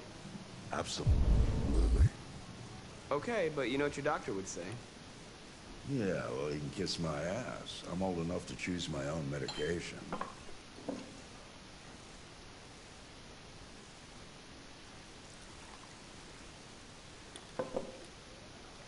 Did you leave the light on in the studio?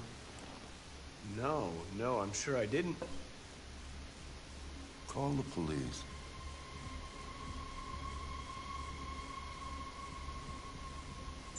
Detroit Police, what's your emergency? This is Carl Manfred's android at 8941 Lafayette Avenue. We've just returned home and found the lights on. There may have been a break-in. A patrol car is on the way. Let's go check it out.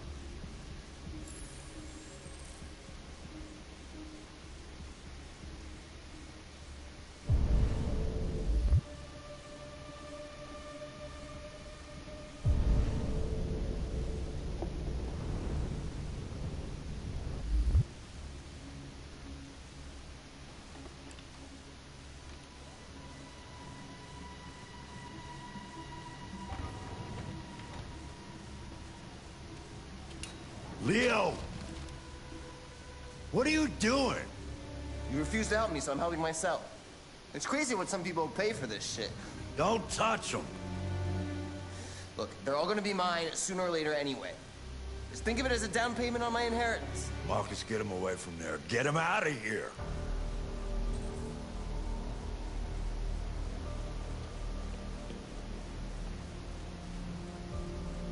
Be reasonable. This isn't gonna get you anywhere. All you ever do is tell me to go away. What's wrong, Dad?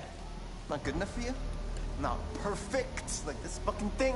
That's enough! Get out! Right now! What makes it so special anyway, huh? What's it got that I don't? Leave him alone! Come on, let's see what you got! Marcus, don't defend yourself, you hear me? Don't do anything. Go ahead, hit me. What you waiting for? Think you're a man?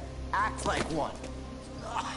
Stop it! What's the matter? Too much of a pussy? Stop it, Leo! Stop it! Too scared to fight back, you fucking bitch!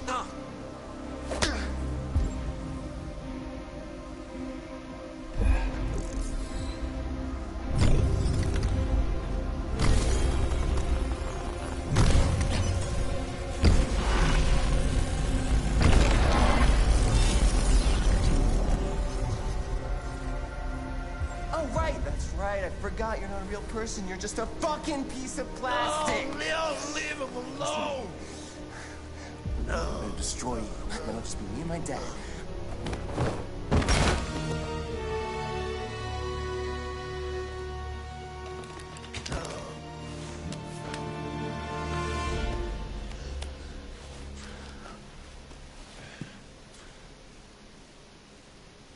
Leo.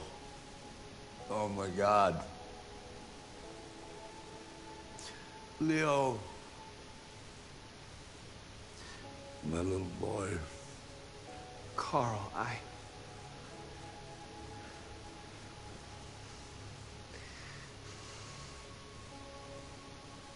They'll destroy you, Marcus. You gotta go. Get out of here.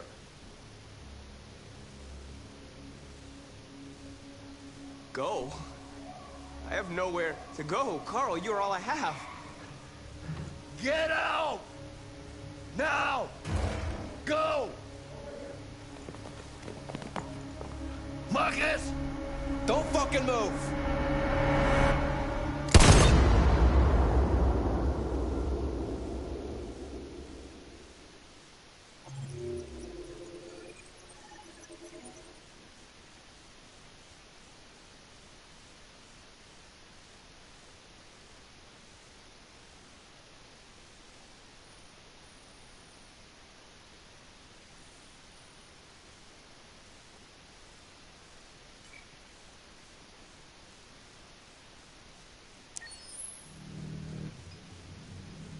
Why'd you kill him? What happened before you took that knife?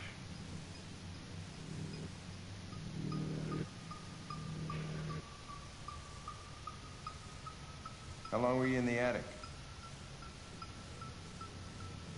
Why didn't you even try to run away?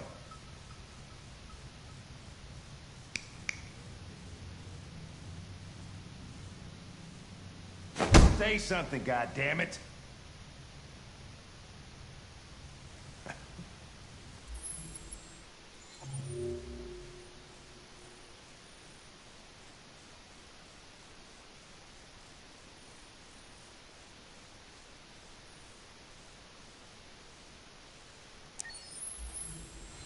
Fuck it. I'm out of here.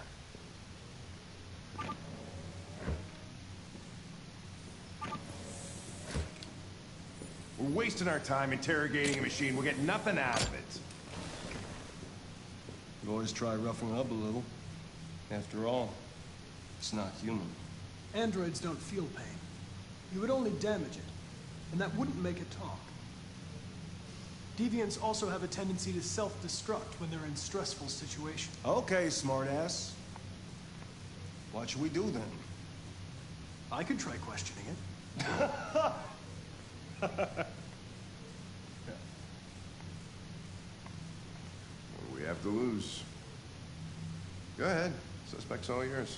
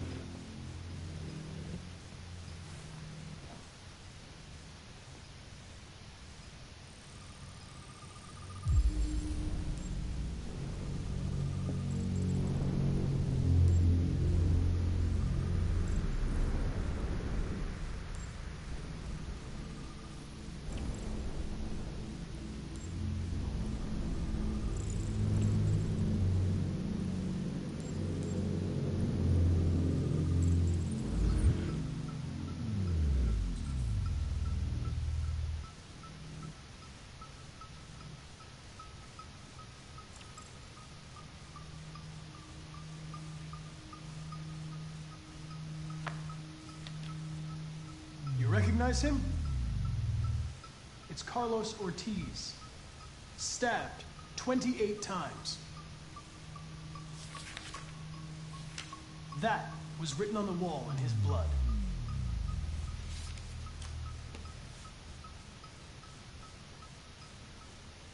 I detect an instability in your program. It can trigger an unpleasant feeling, like fear in humans.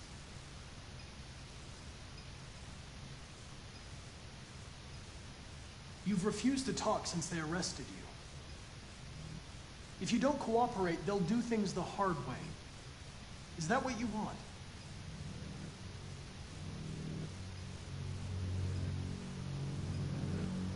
You don't seem to understand the situation. You killed a human. They'll tear you apart if you don't say something.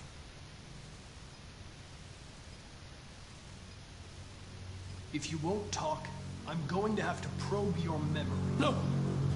No, please don't do that.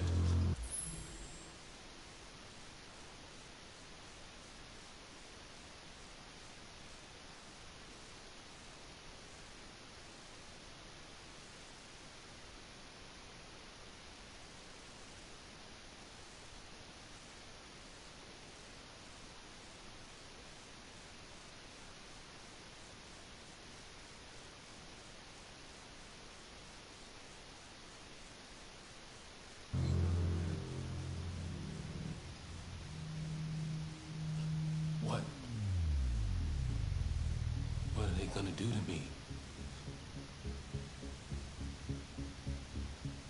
They're gonna destroy me, aren't they? No. I think they just want to understand. They know your master abused you. It wasn't your fault. Why did you tell them you found me? Why couldn't you just have left me there? They were going to find you anyway. I was just faster. If they'd have found you first, you would have been shot on sight.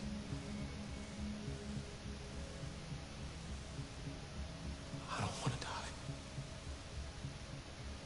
Then talk to me. I can't.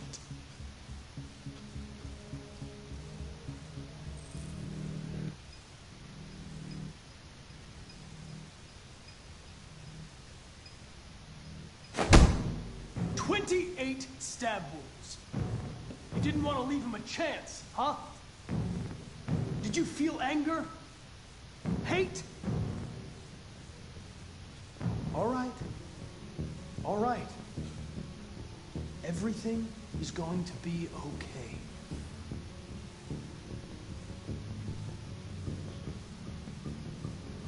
You leave me no choice.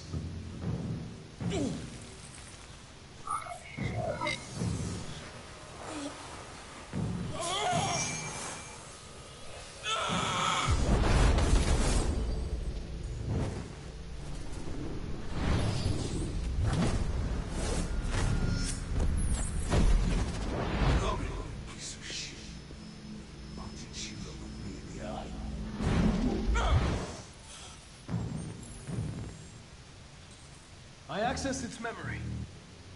I know what happened.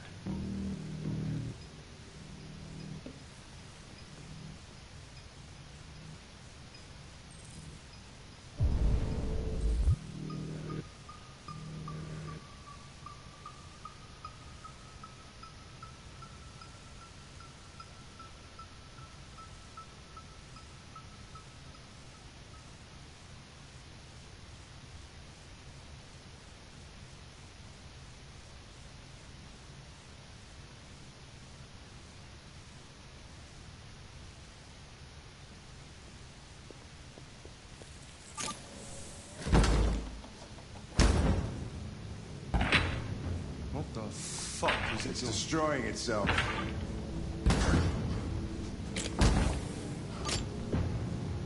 Stop it, goddammit! I can't! I can't stop it! That's enough. You need to stop that right now.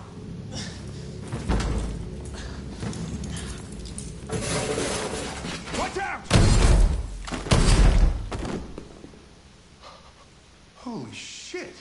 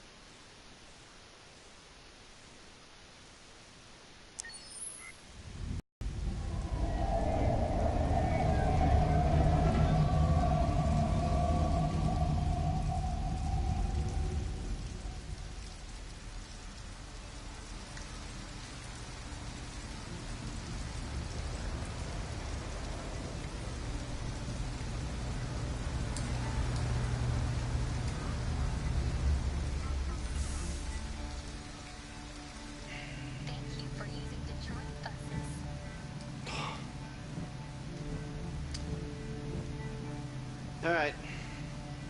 End the line. End of the line.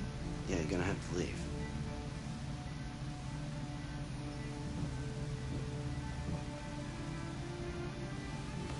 Wake up. We have to go.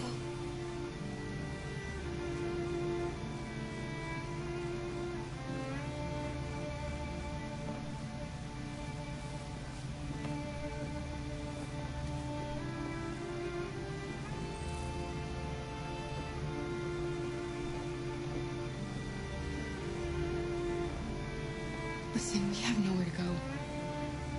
She's exhausted and it's pouring rain. Can we just stay for a little while? This bus is going back to the depot. There's nothing I can do.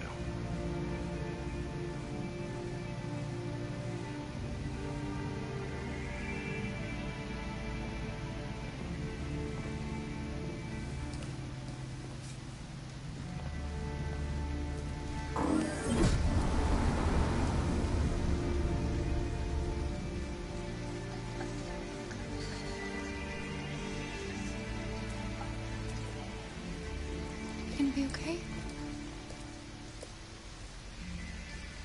We'll find somewhere to spend the night.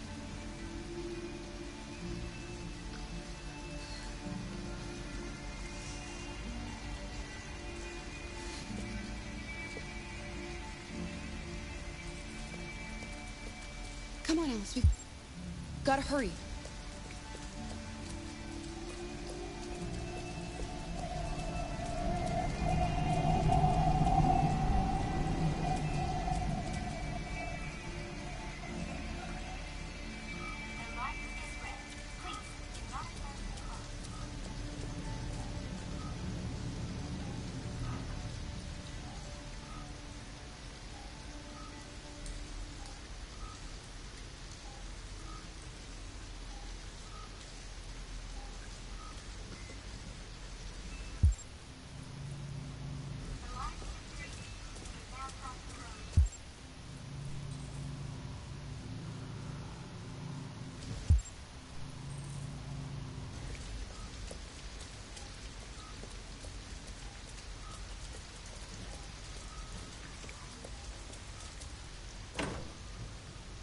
It's warm in here. You'll feel better in no time.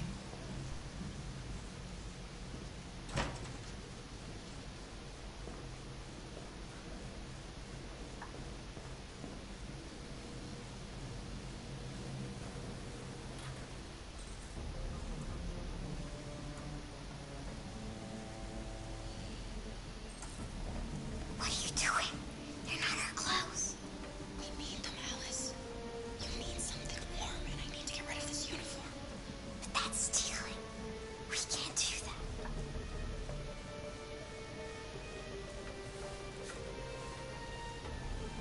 You're right. We won't do it, okay?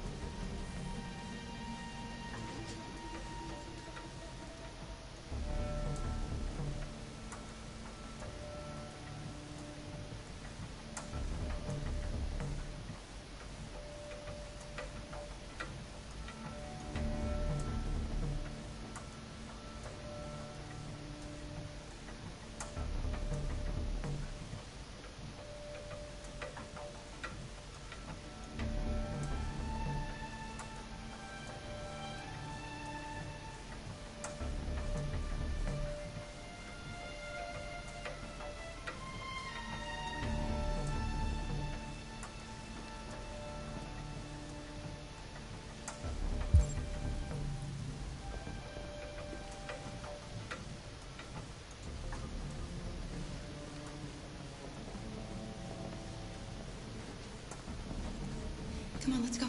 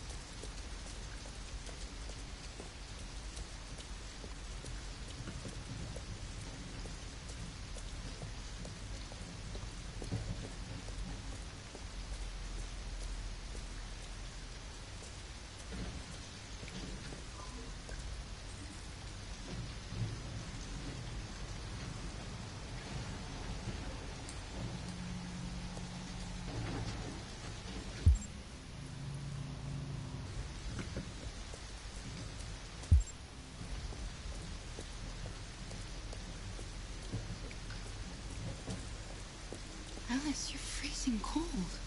I'm okay. I'm not so cold. You look lost. We have nowhere to go. I know someone who can help you.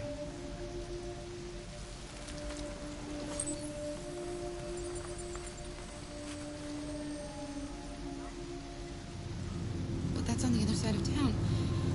We need a place for tonight.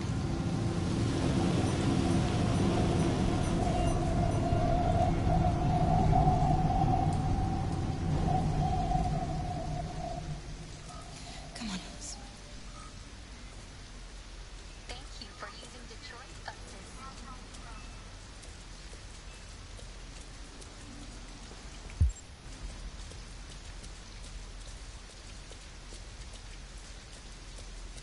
Look, the store is still open. Maybe we should go inside. At least you'll be out of the cold. What do you want? I'm with a little girl, and we have nowhere to go. Could you spare some money so we can get a room for tonight? Shit. A homeless android? Ah, that's the best yet. Look, this is a convenience store, not the Salvation Army, okay? You better go if you're not gonna buy anything.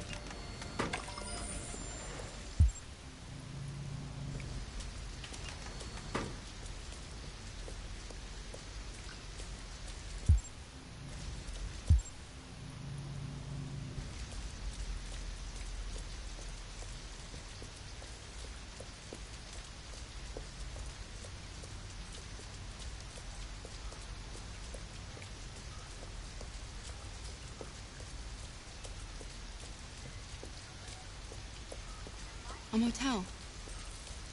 Looks like we found a place to stay.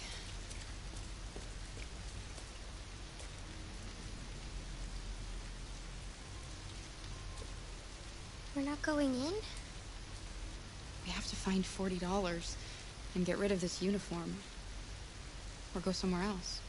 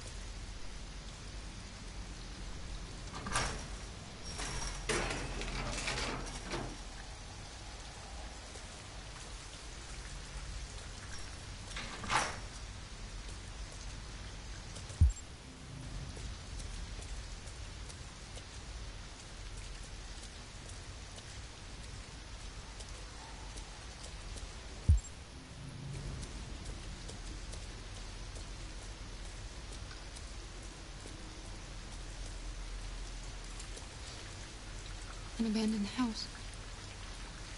At least we'd be out of the rain. Kara, I don't like this place. I know. But it's just for one night, and no one will look for us here.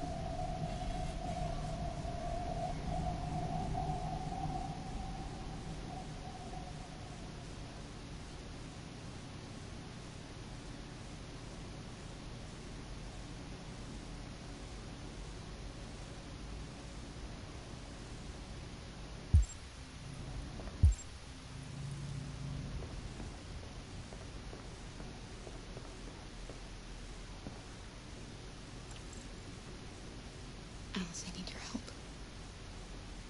You see those cans over there? I want you to go over and knock them.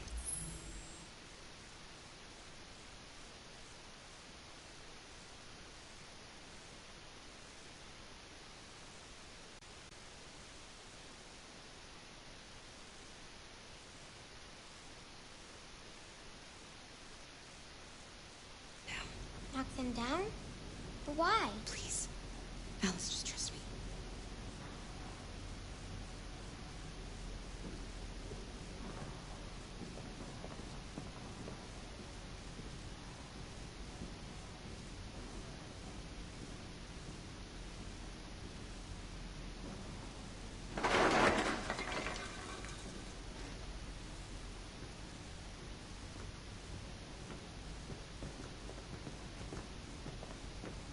You all right? Are you hurt? Well, don't worry. It's just a few cans. Come on, let's go.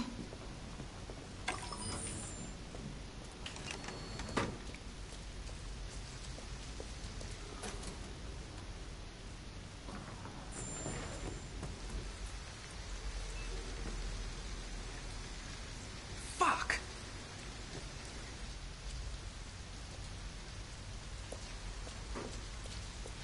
We have some cash now.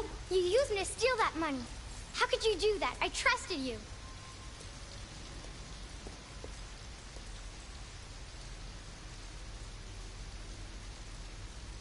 You're right. I shouldn't have done that. I'm sorry, Alice. I'll never do it again.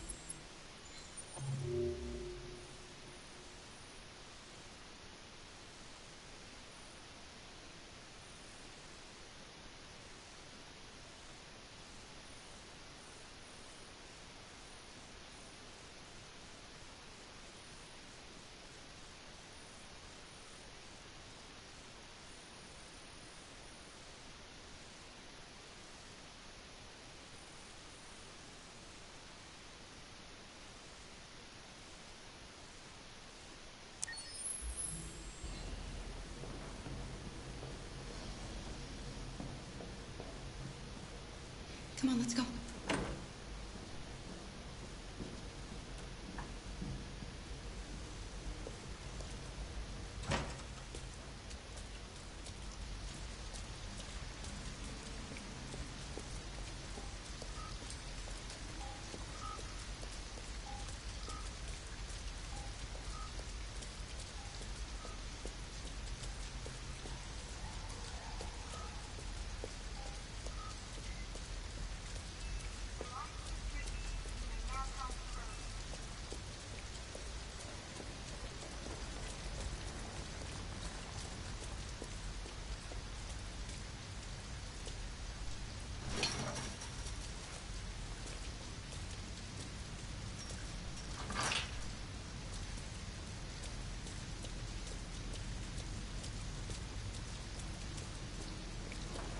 It looks abandoned.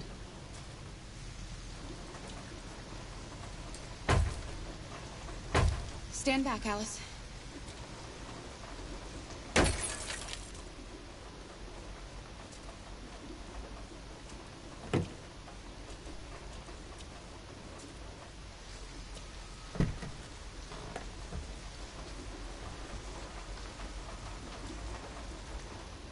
It's dry inside, and nobody will find us here.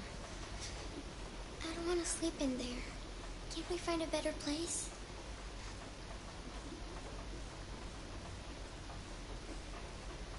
We're better off staying, Alice. The important thing is for us to be safe. And it's just for tonight.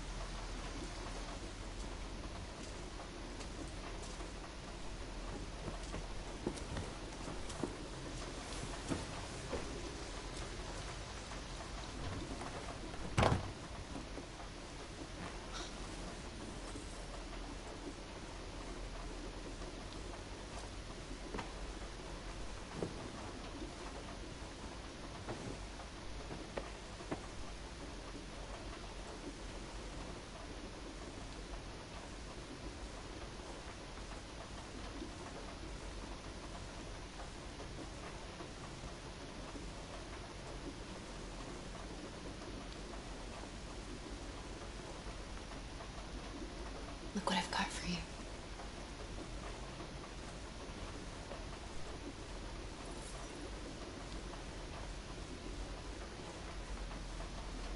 Why didn't he ever love me? Why was he always so upset with me? All I wanted was a life like other girls. Maybe I did something wrong. Maybe I wasn't good enough. That's why he was always so angry. I just wanted us to be a family. I just wanted him to love me. Why couldn't we just be happy? I don't know, Alice. You'll never leave me, right? Promise you'll never go. I promise. Will we be together forever? Forever.